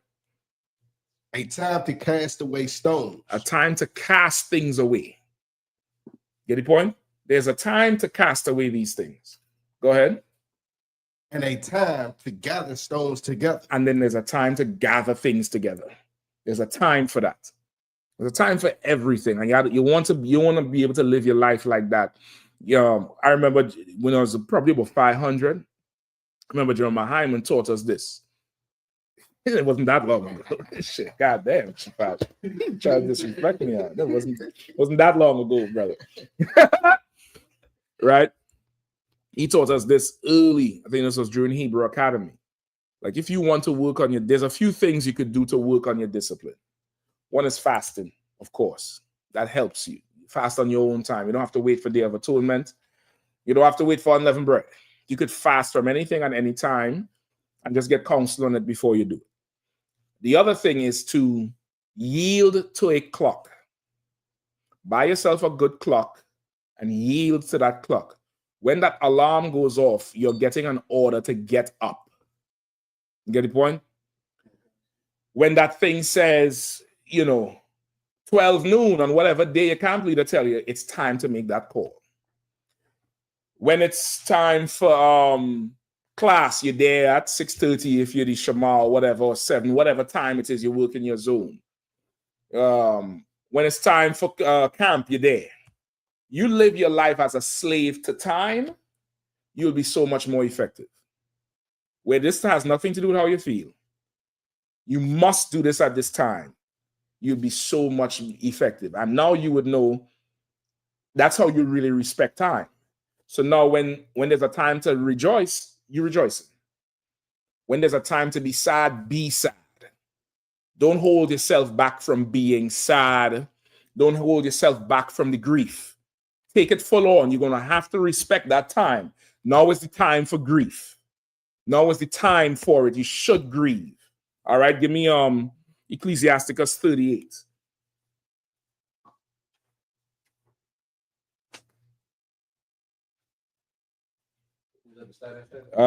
Really, the whole thing is really good, but for what we want,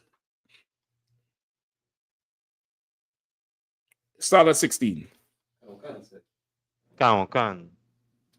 The book of Ecclesiasticus, chapter 38 and verse 16. Go ahead. My son, let tears fall down over the dead, and being to lament, as if thou hast suffered great harm thyself, and then cover his body according to the custom, and neglect not his burial. Right? That's in the Bible. That's in the Bible. That's the orders you get. It said, my son, and of course this goes to the sisters, to my daughter, let tears fall down over the dead and begin to lament, begin to be sad. If there's somebody a loved one that has passed, you should cry for them if they're worthy of your tears. If they're worthy of you crying, meaning if you sad over it, they're worthy of your tears. You get the point? If you're sad over this thing, there's somebody close to you, somebody you loved, you should cry for them. Don't not do it. Don't not be sad. Do it. Let lament begin. Let the lamentation begin. As if thou hast suffered great harm thyself. Sometimes somebody died close to you, brother. You cry as if the pain happened to you. The wound was afflicted to yourself. It hurts. The Bible is giving you permission to do that. And it says, and then cover that person's body according to our custom, which is what? To wrap them up. Today, we just dress them and put them in the box and neglect not the burial. In the UPK, we have a burial service. General Hazayan heads up the burial service. You have a close relative that died, the UPK could perform the service for you. Just get in contact with the school, and it will be done according to Israelite custom. You get the point where there's, wrap the body and there's oils and all kind of different, stuff we do with the body before we put it in the ground. Go ahead. Saying a priest in a school, pastors in his family, we want to do it. We want to do it in a church. Mm-hmm. How would that go? Well, it would depend. That's something that there has to be more detail for it. It could be that the brother gave specific instructions that the UPK has to do it. You get the point? It could be that. Or it could be that this family hates the school and has all rights to his body, and that's just it. And there may be a memorial done for the brother because he was in here, or the sister. You get the point? I've seen it go so many different ways already in here. You understand? The brother who offered some morale in Philly, give him a morale hand. I forget his name. What's the older brother's name, boy? Not Ibaria.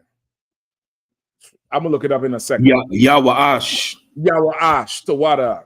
That brother in Philly, he got sick before he died, and his family damn near abandoned him. And I think when they fully came around, he told them, Mariah is his family. You get the point? So all of that could happen. In a situation like that, it depends. Sometimes, you talk to the family and they want to do it.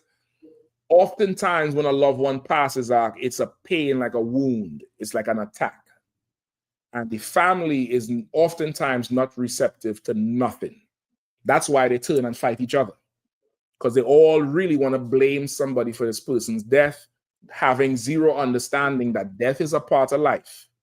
And you better start preparing for it. You better look to it. You better just it's a natural progression. Get the point? It's a natural progression of life. From the day you're born, you're dying until you're dead. Get the point? Go ahead. Like, I don't know how my family react, but I'm going on record saying I want a UPK birth. We need it on paper. So we go to the judge. You say, do you have this in writing here, motherfucker? Right? Me personally, you do whatever the hell you want with me. I want the kingdom. Don't waste no money over. Take that 12 grand, give it to the school. Okay. You get the point? But I hear you. It depends. There's a lot of detail going into it. But the Bible says this is what you do. You do the duty of the burial. And neglect not his burial. Don't neglect that thing. Right? Because if you're in a position where you have to put them in the ground, you have to see that through. You may not be in that position. That's not on you. In most cases, sometimes the family take it over. You can't do nothing in that case. You can't fight the family. The brothers and sisters, they're gone. They're already dead. You did the most important thing, which is when they were alive. You get the point? The family didn't give a damn about them when they were alive, which is why they're fighting over a dead body. You get the point? It's backward. There should be no fight over this body now because he's gone. Or she's gone. Now it's about putting them in the ground. But you did not love them when they were alive, so you have to love them when they're dead. You had to go cry, you had to jump in the hole down there with them. You had to buy the most expensive coffin because you had to send them off the right way and all this. When you could have been a brother or sister when they was alive, then there would be no guilt to satisfy when they're dead. You get the point? There would only be honor. We'd be coming around to honor them. We might still get the expensive coffin and the expensive funeral in honor. But in our community, usually it's guilt. It's, I have to do it this way. I always loved you, Auntie so-and-so, even though we never got along. Even though something. The guilt is what drives it in the world. You get the point? So in that situation, you don't have to fight the family for the body. They're already suffering now. Just let them do it. But we're here to do it if you want us to do it. You get the point? But they already, it's dealing with death is very, very hard because of in how the Lord made things. We're connected. Even a dog will mourn for a dog that's in their pack. You get the point? Even an animal will mourn. You understand? Where we at? Read 17. Verse 17. Weep bitterly and make great moan and use lamentation as he is worthy. And that's like it. And that a day or two, lest thou be evil spoken of, then comfort thyself for thy heaviness. Right? Weep bitterly, moan. You cry for this person.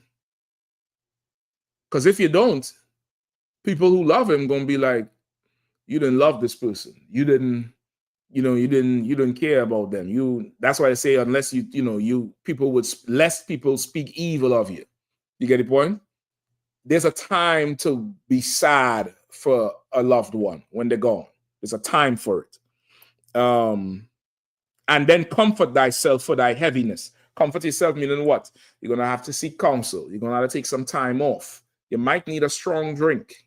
You might need something to help you through the grief, which usually it comes to talking to somebody. Talking to somebody helps you through the grief of it, right? 18. Verse 18. For of heaviness cometh death. Say it again. For of heaviness cometh death. For what? Heaviness cometh death. For heaviness cometh death. That's why you need to comfort yourself from your heaviness. You're going to need to get some counsel. You're going to need to do some activity. You need to do something to help you. To help you what? What do they say? From heaviness cometh death to help you. Take your mind off of it. Take the weight off of your shoulders. Christ said, come unto me, ye heavy laden, for my burden is light. Meaning, come give me your burden, I'll carry it. Take my burden, because my burden is light. Serving Christ makes you free of every bullshit in the world. It frees you up. There's a burden to carry in here, but compared to the world, oh my God, this is a light thing. This is a light thing in here to serve the Lord. And now in dealing with death, you want now to put that burden on somebody, which is why what we talked about earlier is so imperative. Communicate. Because somebody mourning with you, it will help you tremendously get through what you're going through. It helps.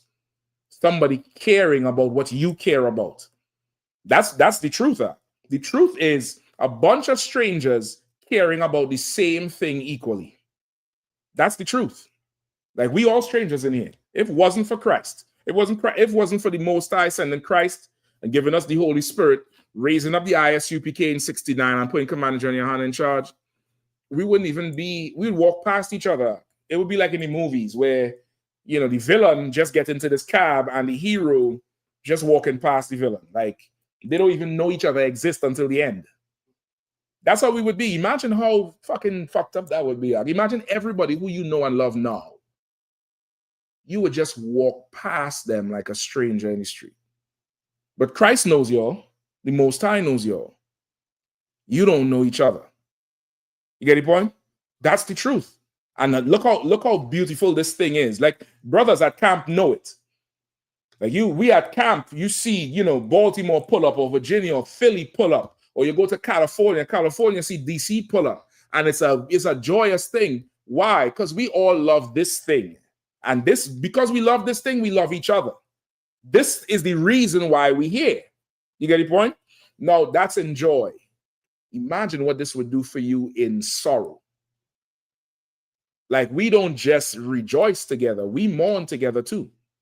You get the point? We offer comfort for each other together. You get the point? Go ahead. Now, with that said, some people cannot do that. That's for some people, how they grow, they just can't do it, even though you should. But you're going to have to get counsel and therapy for it. Some people grow up in a way they have to be closed. It's like somebody coming out of prison. They have to keep a certain emotional side of them in check because that's survival in that environment. You get the point? It's some people that thing don't work. They had a moment by themselves. They could call for counsel, whatever. They need some time. Other people, they're very open to it. But whatever it is, you had to be able to go through this with somebody, even if it's one. Go ahead. Slocky. Now, I'm about to say, with the other side of it, with the morning part, like we get in the chat, we get can y'all send up prayers for this brother or this sister, their father or their mother, something happened to them, or they in the hospital. Yep. You know what I mean? And that's, to me, that's mourning together from around the world. It's the support you need. It's the support you need. Worse off if this is something that happened where this is a loved one or a Lord forbid for sure, but it happens where there's a brother in here and the whole school show up. You get the point? The whole school showed that sister in the who passed in DC, Sister Tamar.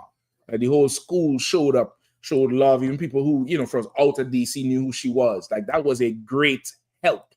That was a great comfort. Her sister Natapaya always said, like, that they did a whole lot for her and helped her because she was so close with her sister. It's like her right leg is gone. You get the point?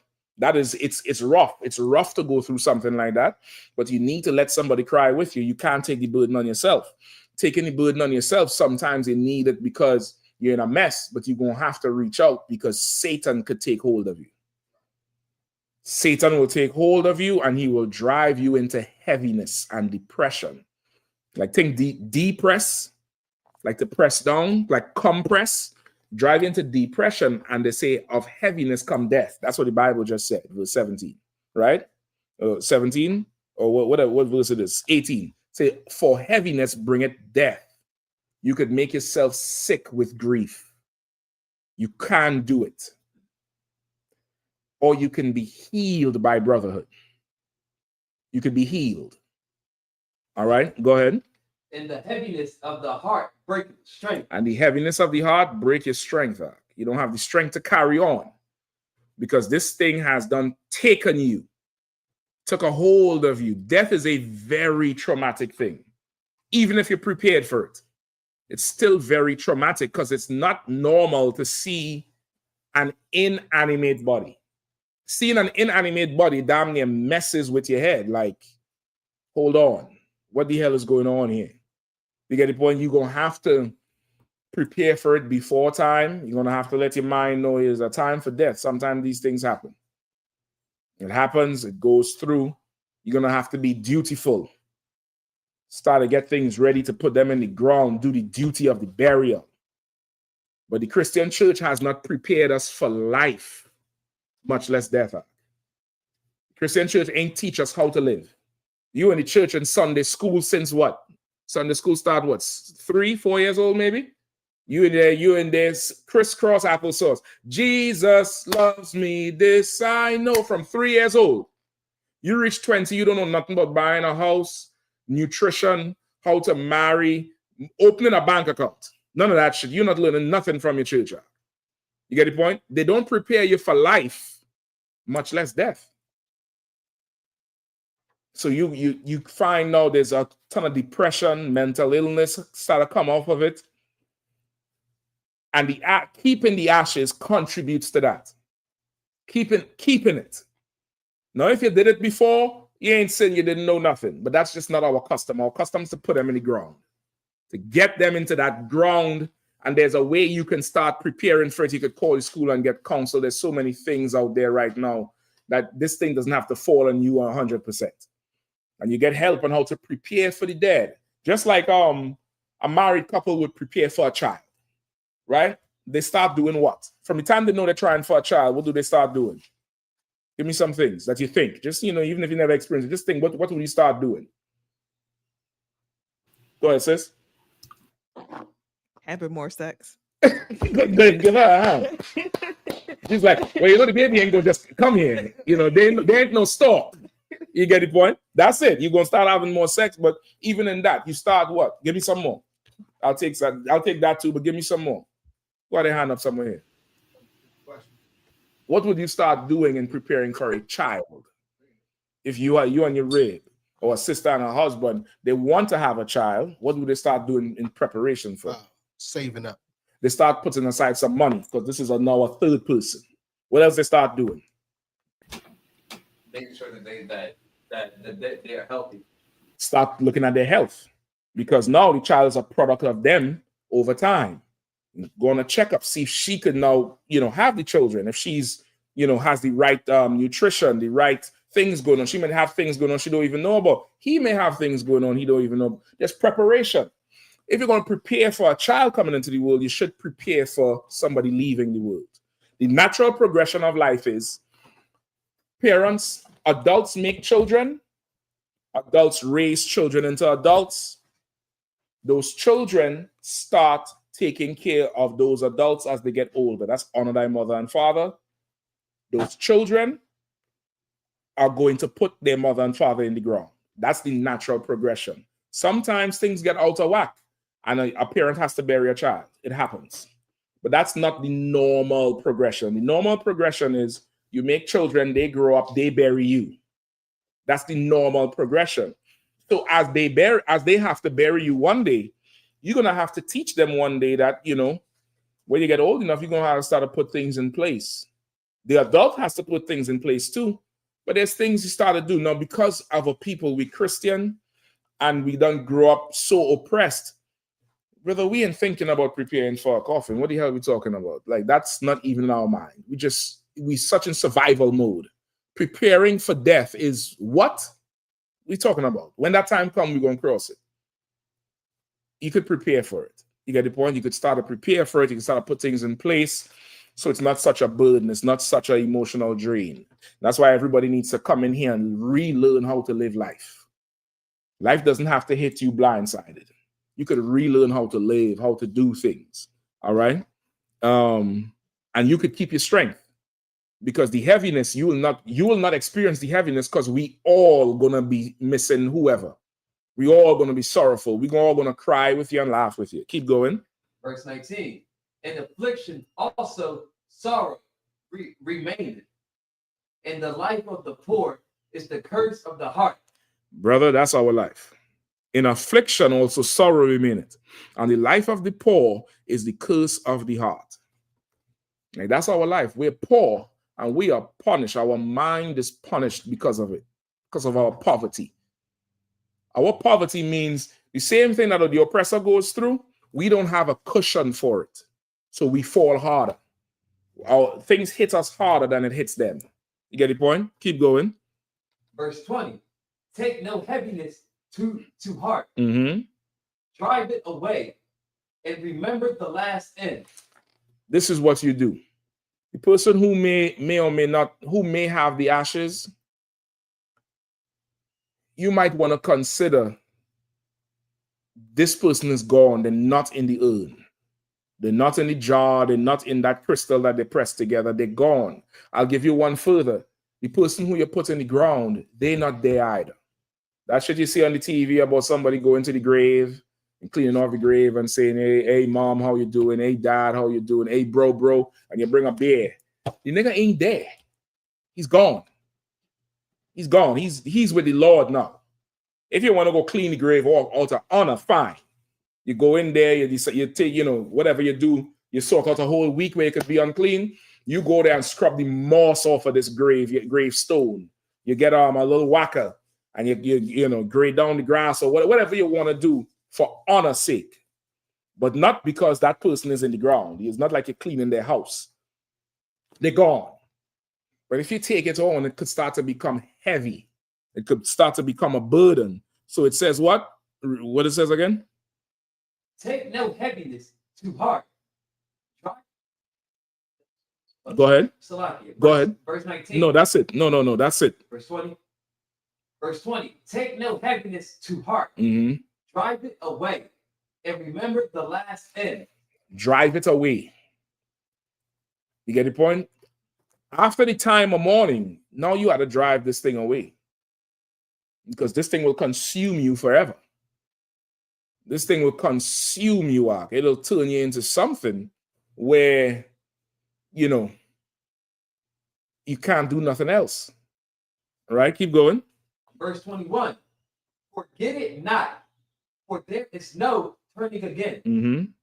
Thou shalt not do him good, but hurt thyself. So now if you're thinking you're keeping this person around in this jar, or you're going to a grave site to do him good or do her good, he's saying, don't forget, there is no turning around, right? Forget it not.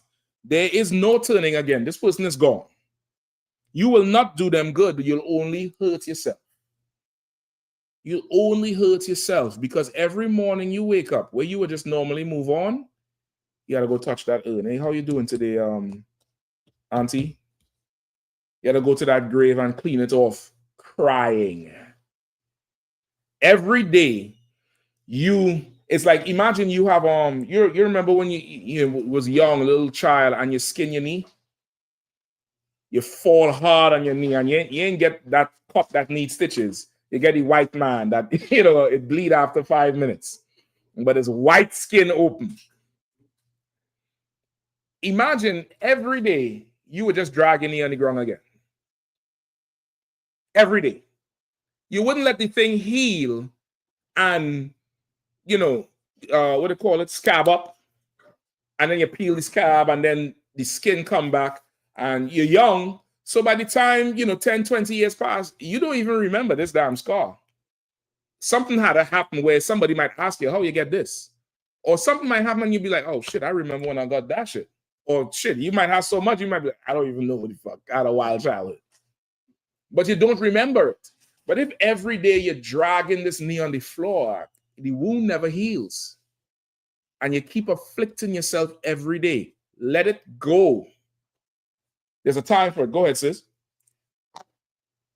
So for my brother got a picture made for my mom. Okay. It was supposed to be for her birthday. Okay. And the picture is about the size of that screen there. God damn. with all her brothers and sisters. She had 5 brothers and sisters that passed away.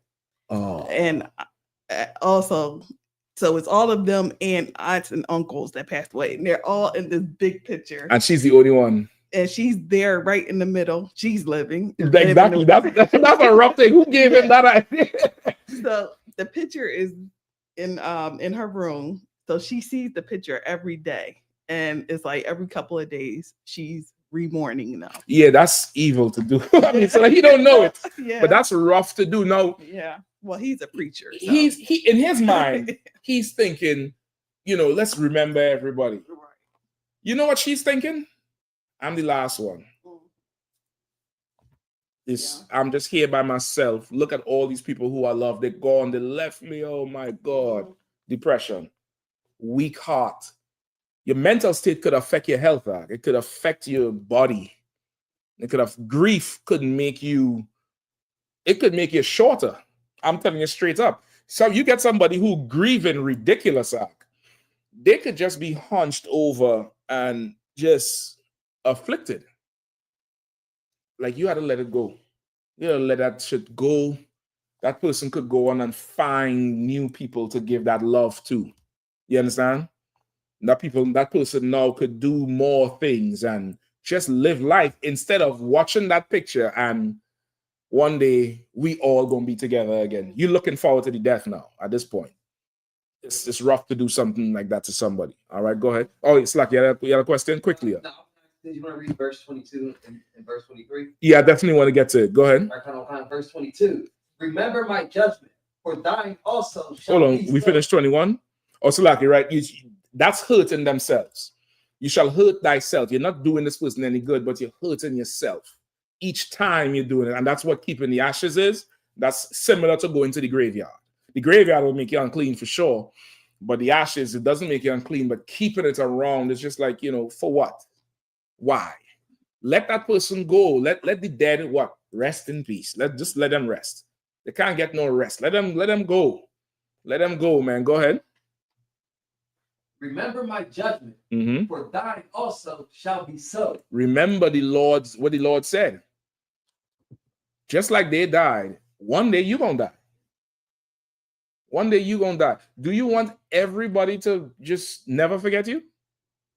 Honestly, what you want everybody to just, man, just put me in the ground quickly. Y'all don't fight over nothing I have. I ain't got shit any goddamn way. You get the point? Y'all can fight over this Bible. I think that this Bible is going down coffin with, man. Salakia. I found the truth with this Bible. This shit going to turn into a pile of dust before I even give it away. But just don't fight over me. Put it in the ground. Remember the Lord's judgment. This thing will also happen to you. Go ahead. For thine also shall be so. Yesterday for me, and today for thee. Remember that. Remember, in times come, you will also be dead and gone. What do you want people who love you to do?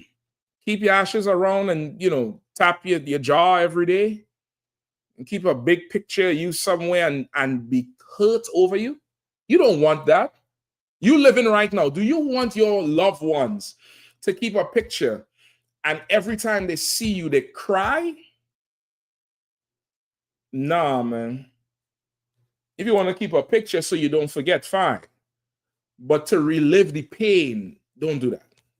Don't do it for this person and don't want somebody to do that to you. Go ahead. Verse 23. When the dead is at rest, let his remembrance rest. Let his remembrance rest, man. Let it rest. You're going to have memories. You're going to sit down and have flashbacks. You're going to, you're going to have, it's going to come to mind that the time might come around and you might remember when this person passed or something might happen. You might see something on TV and might remind you of this person. But that's not you, waking it up or activating it. That's just, it's going to happen naturally. But you not letting it rest is you now making a whole monument and doing all this so you could mourn every day. Every day you must mourn. And there's people who like that. There's people who go to funerals with people they don't even know just to be sad. Just to cry and be sad. And they wait on the organ music. They wait on that music so they could just feel sad. There's a demon. They love it. You get the point? You can't do that. You can't do none of that. Go ahead. And be comforted. Read it again from the top. Verse 23. When the dead is at rest, let his remembrance rest. Mm-hmm. And be comforted for him. Mm-hmm. when his spirit is departed from him. Let be comforted. Like we are a people who always, we would look at life in a more realistic, real way. Be comforted of that person who died. They don't have to live in this oppression anymore. They don't have to wake up one more day and go to some oppressor for nothing. They ain't got to be in the church no more. They ain't got to be in Islam no more. They did it. I know there's brothers and sisters who done passed in here. The Bible say he that endure to the end will be saved. Like that Ibaria, brother, every time I think about that, that is stone cold. Brother was coming to class, sat on a bench at the bottom of the block of the school. Anybody who's been in Philly know it. These Philly schools at the top of the block, at the bottom, it's on a one-way street. On the lower end of the block, there's a bench right there, or there used to be. I don't know if it's still there. The brother sat there because it was early for class. And that was it. In his cover. Boots on, pants on, fringes on, headpiece. Sat there. And he was gone. That's fucking glorious, sir. That is glorious, sir. He endured to the end. And that's how we remember him. That's how we remember him. I kept I think the funeral program from Ibaria. I kept that from his funeral thing. Brothers have pictures of him, I have pictures of him as well. But there's no, every day, oh, Ibaria, how you doing, brother? Some. Talking to who? He's gone. I'm honoring my brother. I'm honoring him. He died here in the truth. How you can leave the truth now? If you know Ibaria and you left the truth, you're a bastard. You a bastard. He endured to the end. What's your excuse? He was older. He was weaker. He had pain, problems, medical issues. What's your excuse? Like in here, we rejoice for the dead even. We celebrate their life. We do them the honor. We shed tears, take a drink for them. You might have to get drunk at night just to get over the grief. That's fine. Stay up with your brothers, talk. People might, bring you food just to help you out. But you cannot afflict yourself with this thing. The best thing to do is let them go. Let them rest. Let them go. The Lord none took them. That was his call. He took them either old or young or middle, whatever. You have no control over that. That's the Lord's judgment. That happened to them, the same thing gonna happen to you. What that mean? Prepare. Just prepare for it. Prepare for it. One day it's gonna happen. It could happen anytime. You don't have to keep it. So that's what I would say for the brother who asked the question. Right? The ashes don't make you unclean, but keeping them is just, you don't really want to move on. Move on. There's going to be you have to let it go. You have to move on. You have to let go and move on. And the only way you could do it is if you properly mourn. You mourn for the dead. You cry for the dead. Lament. Take the time you need. But then there's going to be a time when you're going to just have to, you can't carry on this way. All right? I hope that answers the brother's question. I hope he understands. All right, and of course, there's more precepts, but this is one of the strongest ones. All right. Let me get my topic. Go ahead. There was one more. Let me hear it.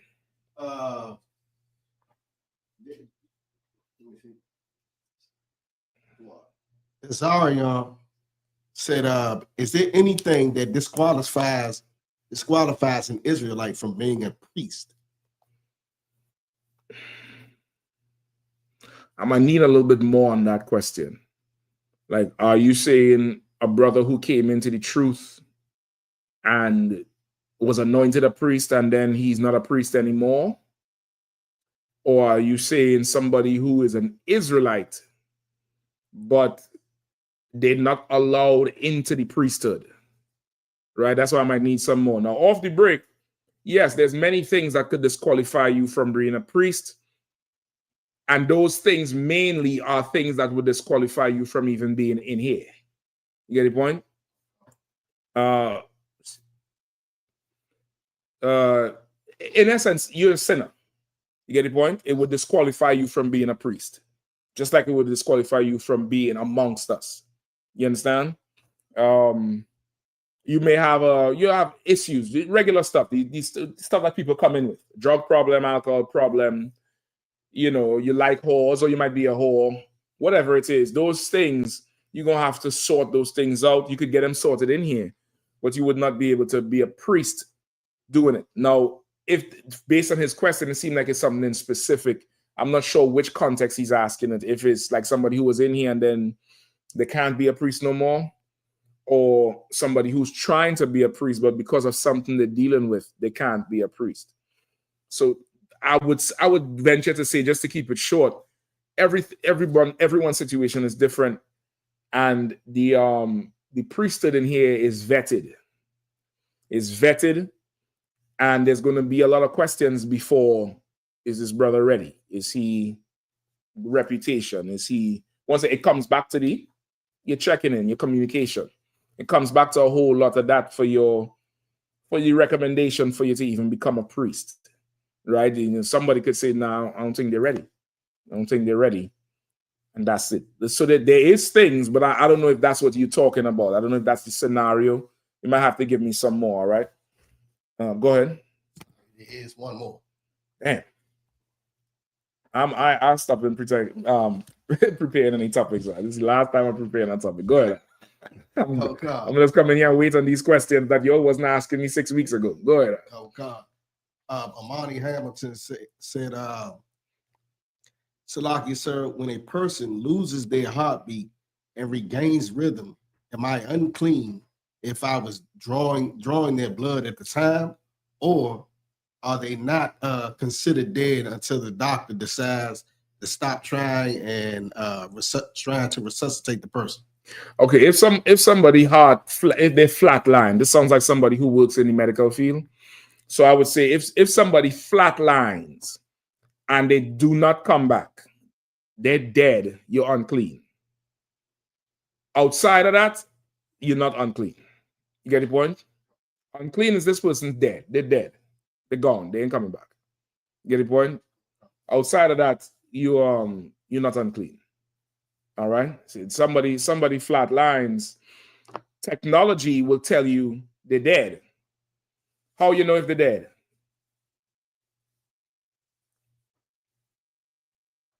Go ahead, sis. They don't come back. They don't wake up ever. That's it. That's it. They're dead. They're gone. Remember, the flat line is technology. You understand? That's the flat line. There's people who the technology tell them they're dead and they're not dead. That happened before.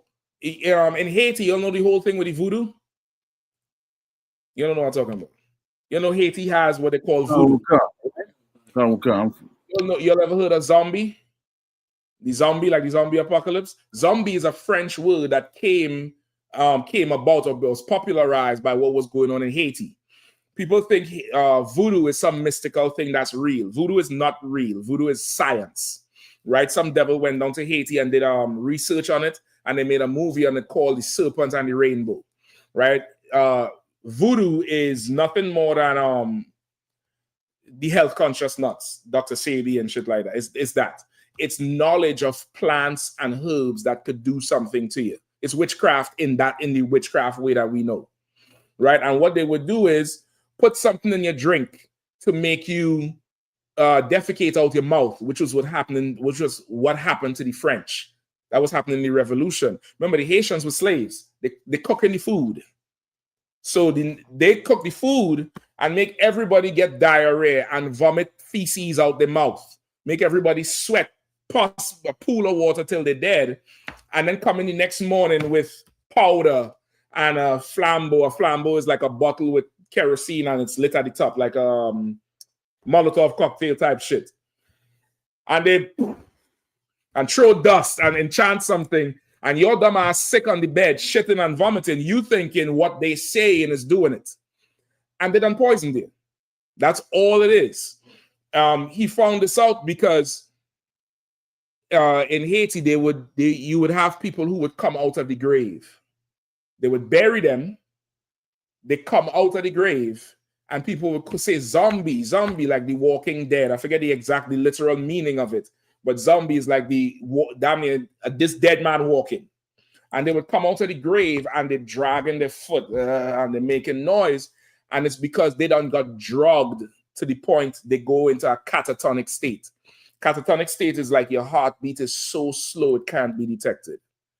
Your body, you know, you could inhale and exhale without trying. Your body does it involuntary. Your breathing is so low it can't even be detected. Without the ECG and all of that, they think you're dead. They bury you. In the meantime, your brain is not getting oxygen. You get brain damage or stroke, but you're alive. And once the drug wears off, 2-3 days later, what happens? You dig yourself out of the grave and you come out and you're all jammed up now because of the drug, because your brain didn't have no oxygen. You don't get a stroke. So you're walking half your body twisted like a zombie. You get the point? That's what was happening. Voodoo is not real. It's not a real thing. It's revenge. It's instruments of cruelty, like Genesis 49. It's drugging somebody. You understand what I'm saying? What was talking about? I forget how we reached it. So now somebody like that, they're not dead, but everybody around thinking they're dead. You get the point? So if you have somebody who working in the medical field, they flatline, they come back. You're not unclean. You get the point? They're not dead. Nothing killed them. They're not dead. Now somebody who goes and they die, that's that. You get the point? It would usually be somebody who's older, they're suffering with something, they're sick, they're going to die, gunshot wound, whatever, they're going to die. They ain't coming back. But in a situation like that, they're not dead. That's just a part of the process of treating them. The machines will tell you they're dead, but they ain't dead. You get the point? Machines in 20 years, there'll be machines that could detect more. They'll be more sensitive to your body movements. And you might, in somebody dead today, who the machine will tell you they're dead, in 20, 25 years, they make upgrades. That machine will tell you, no, that person's still alive. They're detecting brain activity, which means if you give them nitrogen this with potassium, they'll come back alive. You understand? Technology is what you're relying on, not somebody who pronouncing somebody dead. You understand? We good to go? I think we don't eat up all the time. So, okay, 10 minutes, I'm done. I done failed the promise. Slacky, you'll forgive me. Lastly, just because it's the topic, you all know what's going on with Trinidad and Venezuela, right? Trinidad, America has recently killed another boatload of people coming from Venezuela, a few Trinidad nationals. So the Trinidad families are calling it a perfect murder. That's what they said it is. They said Trump is just doing what the hell he wants without proof that these people is even transporting drugs. This family came out and said their son was a fisherman who would go to Venezuela normally and fish from over there and come back home and fish here. They don't have proof he's involved in drugs or not. I don't know if he's involved in drugs or not, but I know there's no evidence that there was drugs on the boat, right? So now they're slaughtering people. At the same time, America is putting pressure on Grenada. You all know where Grenada is? See if you could pull up a map where Grenada is real quick, right? You all know Grenada is one of the Caribbean islands in the southeast of the Caribbean archipelago. It's on the northeast side of Venezuela or South America, if you want to call it that. It's a few miles away from Trinidad. It's a few miles away from the Venezuelan shores. All right. Grenada there's pressure being put on Grenada by America to establish a base there, right? So they could have a dual launching part from the Caribbean, because there's a little bit of hold up with Trinidad. Now, with Trinidad in times past had a verbal agreement with Venezuela. I think I went through a few classes ago. I'm just recapping now so you all know. The last prime minister of Trinidad, who was the leader at that time, was a brother.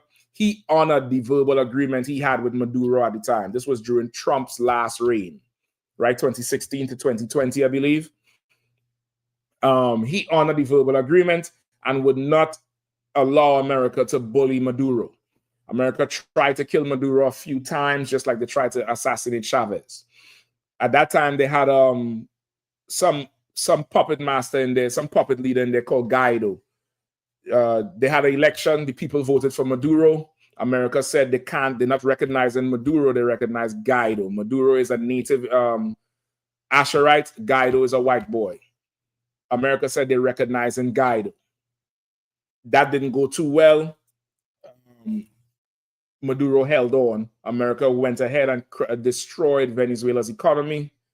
America got with Britain. Somebody Google for me how much money Britain was holding of Venezuela. They said, and it's not money, I think it's in gold. So, you know, this ain't just a piece of paper. I think UK was holding damn near like Venezuela was banking their riches with UK. And it's a certain amount of million or $1 billion worth of gold that UK was holding. And that's what proceeded with the downfall of the Venezuelan economy, where Maduro did not have access to the things that would give his economy the financial backing. You need financial backing. You need to show assets and resources if you're going to do business. And that's contributed to Venezuela economy falling. Go ahead. Sir, I have it. Go ahead. Come on. The UK has been withholding 31 tons of Venezuelan gold worth approximately $2 billion since the British government. Go ahead. I think it's a little bit more than $2 billion, but that's still a lot of money, right? And that's gold that they hold in, not just cash. Cash is nothing. Cash is pieces of paper, and they could make your bank account triple by the push of a button, and it really means nothing, right? Go ahead, Arawadia. Oh, that was pretty much it, sir. Because they everything else is not talking about the money. The money, yeah. If somebody could check it and see if there's more, but I think it was a little bit more than that. But they holding a few $1 billion worth of gold from Venezuela, and they say they ain't giving it back. And Maduro wanted the money back so he could help his country. That didn't happen.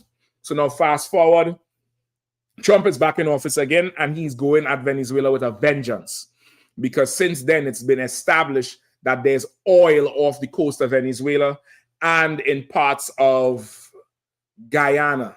I don't think it's French Guyana. I forget which Guyana, but it's parts of that Venezuela Guyana border in the what's his the name of the place? SOAP or Michael Shaw, whoever down there, the Equibo territory.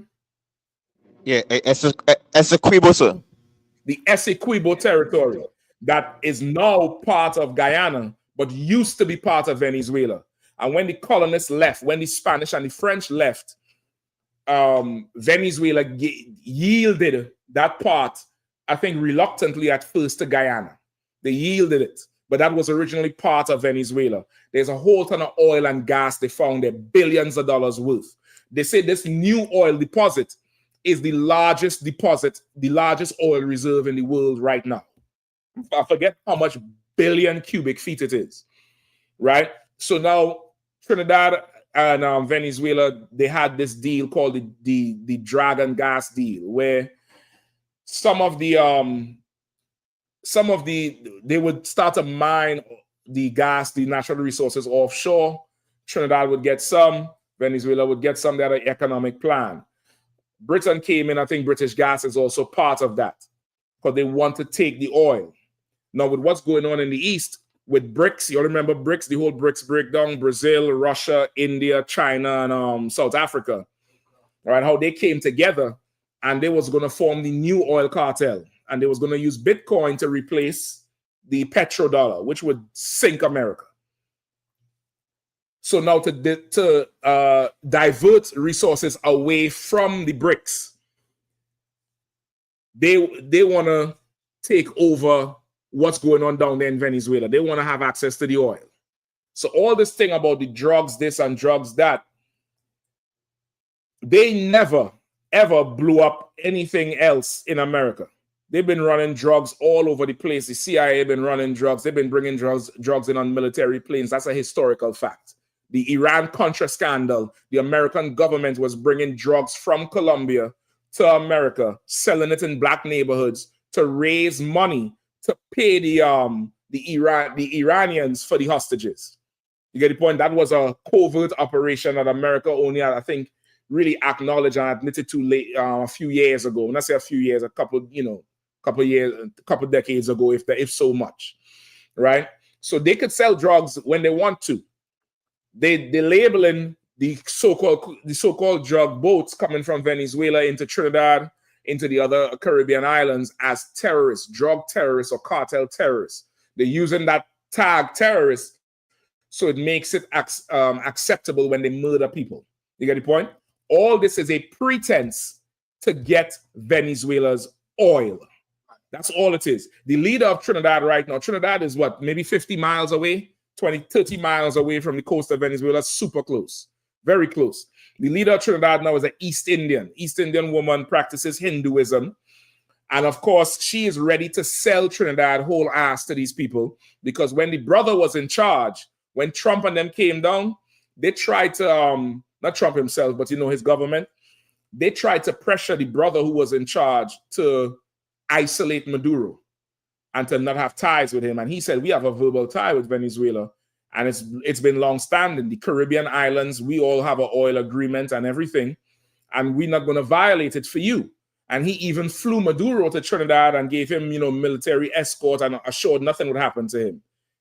He told the American government, we'll do whatever you want to do because this black man, she later lied and said, she said blank man, but she said he in there and he's not really a leader. Tell us what you want to do. That's what she told them then. And she was not in power. She was the opposition leader or the other party. He come and stepped down recently, way before elections. He stepped all the way down and called elections early. Now, some people are speculating America told him the plan and he was not with it. And before he get Charlie cooked, he said, I'm done with this shit because this shit is beyond me, which is why I talk about Grenada. America went into Grenada, I believe we on the anniversary of it. I think it's sometime in October. This was back in the 80s, early 80s, late 70s. Somebody look up the Grenadian, what they call it? Kind of was early 80s, sir. Early 80s, where Grenada had a coup, a takeover, hostile takeover. I went through the class. You could go look up the class. I'm going to post it. You could go look at it with Bishop, Bishop, Gary. I forget the other name. Maurice, sir. Maurice Bishop. Forget the other one named Gary. I think him and Gary was friends when they was young. They grew up and became super, black politicians for black people and trying to rise up against oppression. Gary killed Bishop because he sided with the Russians and the Cubans. The Cubans? He sided with Cuba and Russia, thinking he would get help against America. He killed Bishop. You could go look at the class. I went through the whole history of it. Long story short, he went against whatever the plan was. America does never want a foreign entity in their backyard. America's backyard is anything outside of North America. Canada, Central America, South America, the Caribbean. You have any tie with their enemies, they're coming down hard on you because they don't want none of that. Their backyard is for their kids to play. Think like you have a house. You have a house and you have some enemy in your backyard. You don't want none of that, right? They did it with Cuba. Remember, Cuba was getting help from Russia. America came down on Cuba hard, sanctions, this, that, the other. It was similar with Grenada minus the sanctions. But what was happening was they was mobilizing so strong. Because like you have the article? Can you hear me, sir? I could hear you. Yep, Kawakan, I got the article, sir. Find me the part where they talk about the language barrier. Kawakan. Like about 4 or 5 paragraphs in, I think.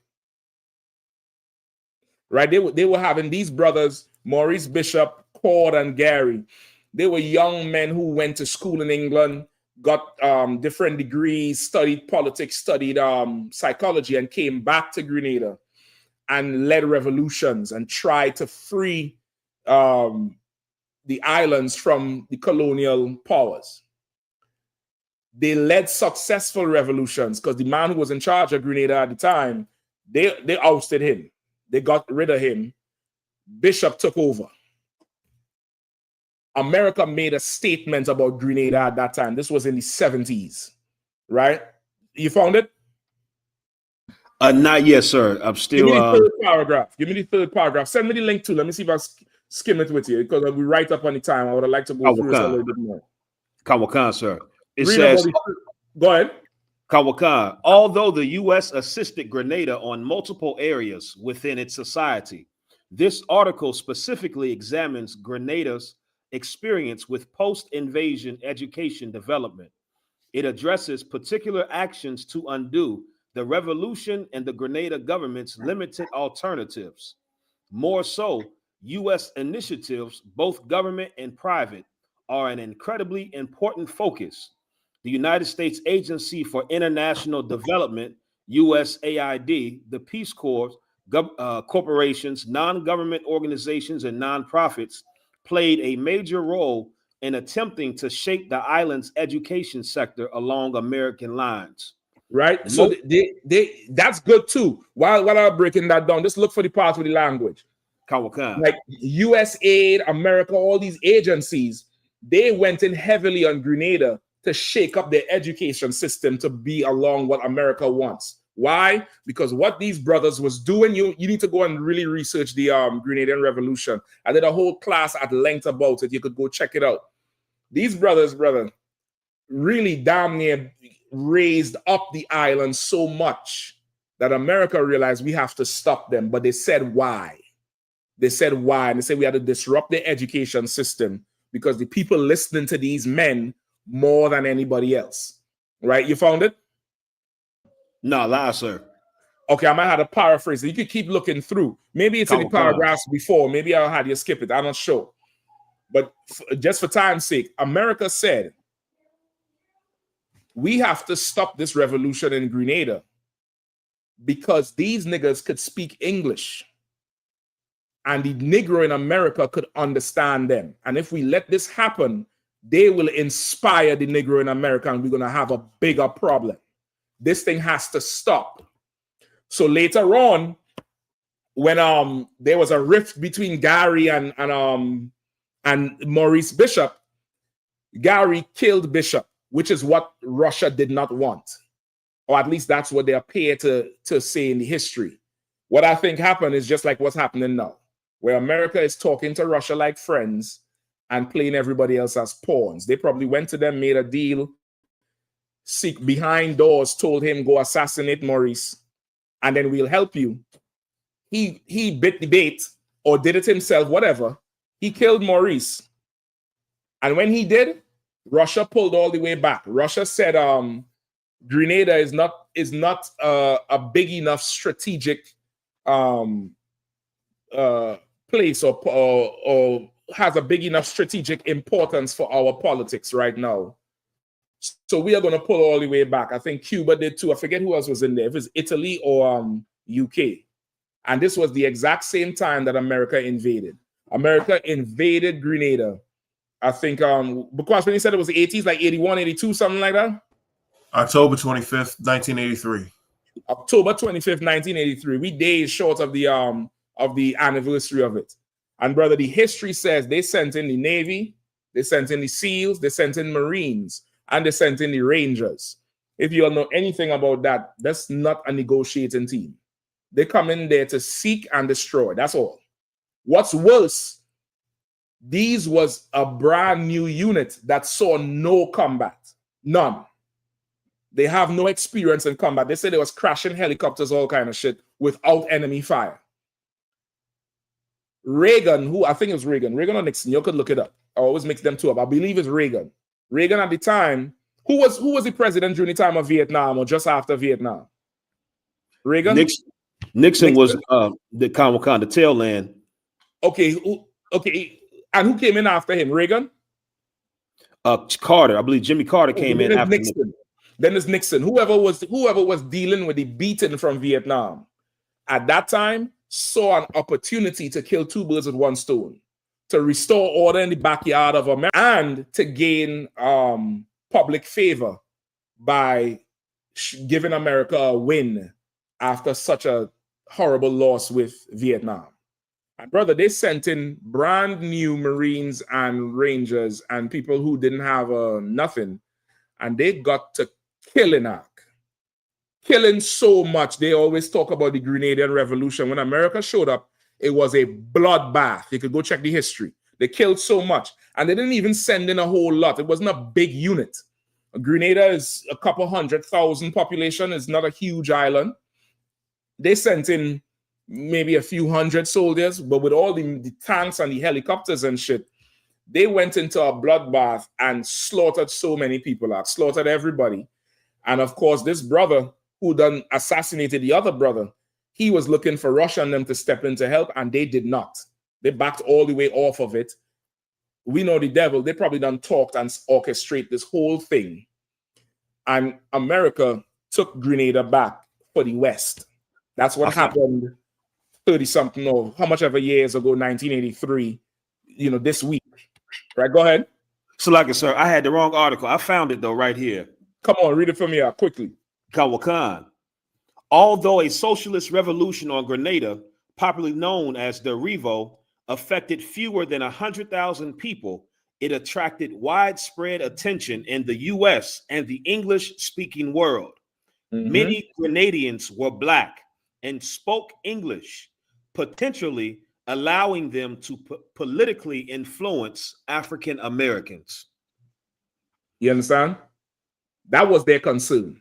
Their concern was, these is niggas down there in Grenada. So the optics of it, the Judite is going to look at himself in the mirror and see another Black man like him organizing and throwing out the British, taking control of the island, going to United Nations on behalf of Grenada. And these niggas up here might get inspired way more than we want. It's very beneficial to the white man that we stay separate with languages. He's happy that I.S.U.P.K speaks Spanish and we don't. He's happy that Levi speaks French and we don't. Because now we can't communicate. Any more on that, Kazak? It's a lot more, but like I said, that's the part you was talking about, sir. Any more on the language? They didn't say nothing more about the language? No, that's it right there, sir. Right? That's what they're saying. They're saying, listen now, the problem is that these is Black people and they speak English. And this could have an influence on America. We have to stop this thing. Like, this thing was way more. With the white man, he always looks at what, when he takes an action, it has to be a benefit 2 and 3 times fold. He's not like us where we go for one win. He's playing the long game. We could get order back in the backyard. We could stop the communists from coming in, the Russians. We're going to get favor with the public for this W because we don't take licks in Vietnam.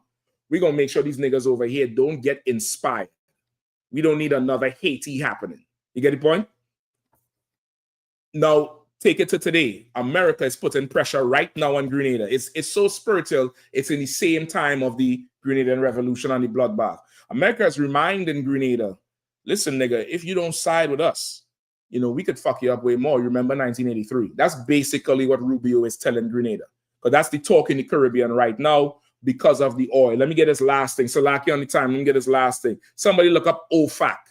OFAC. Somebody look up OFAC.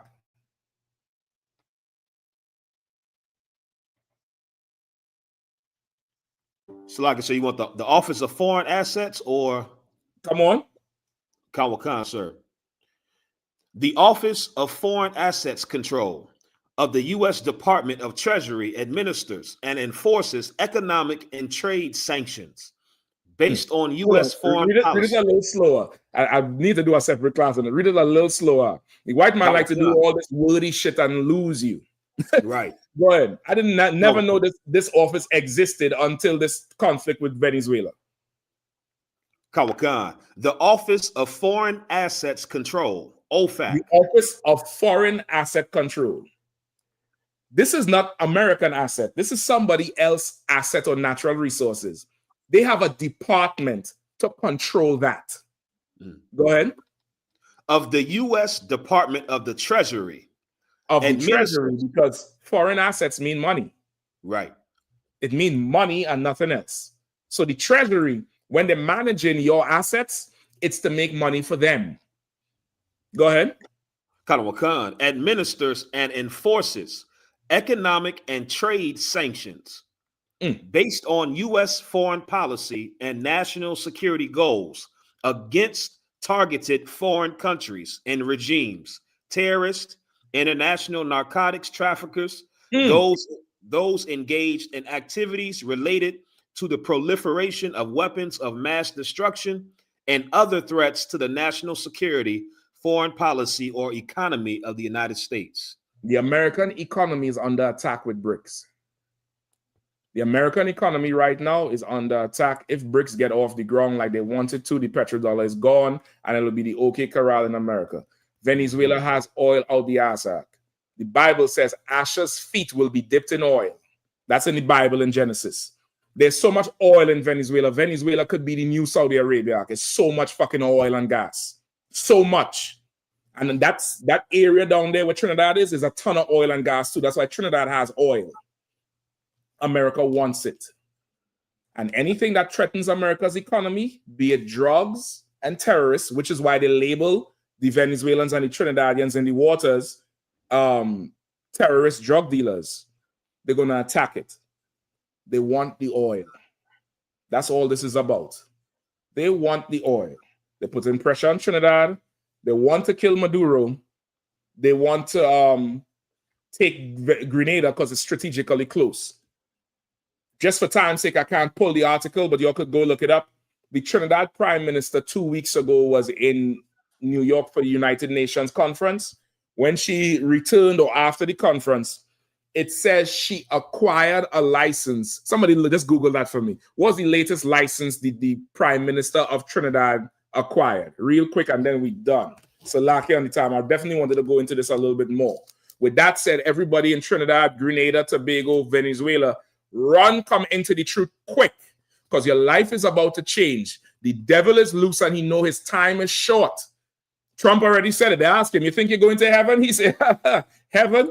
I don't think the things I'm doing, I could make it into heaven. He said, I'm in heaven right now on Air Force One. This devil don't give a damn about nothing. Go ahead, Shapat. The Prime Minister of Trinidad, what license did she just recently require? If the brothers in Trinidad know it, let me know. So love you, sir. I have. Come on up. The Dragon Gas Field Project with Venezuela. She right got in Dragon Gas in that area where they have shared oil and gas. That was a project that she's now reviving that she was against before. She was against it. Now she's saying, yeah, we're going to do the deal because America is pushing her. Go ahead. She got a 6-month license, sir, from the U.S. Office of Foreign Assets Control, OFAC. This East Indian got a license from America to go take Venezuela's oil. Brother, politics, like the generals say, is a game that snakes play that mice think they can play. And, you know, snakes eat mice. We are the mice in this arc. She's an East Indian. She's about that money and killing whoever else. Last week, they had the Prime Minister and a ton of ministers in a safe house in Trinidad. You should go Google this shit. Why do they need to be in a safe house? For what? 2 of them C-130s landed in Trinidad. They got warships off the coast of Trinidad right now. Right now. This place is getting ready to go all the way left. And if you won't make a phone call, you wouldn't have the wisdom or understanding to deal with it. With that, pass it to water for your time. Pass the class over to priest and officer. Chapat, let's just do the salute real quick, all right? Michael, which means to stand. Give a courtesy salute to the teacher. Benediction, Mount Shabbat.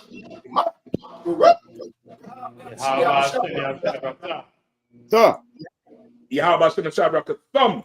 God give him a time, Psalm, which means turn. This you may stand. Michael. We'll give a courtesy salute to the sister. Benediction, Mount Shabbat.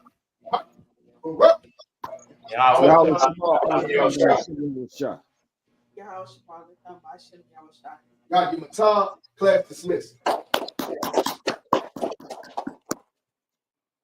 Let me run real quick.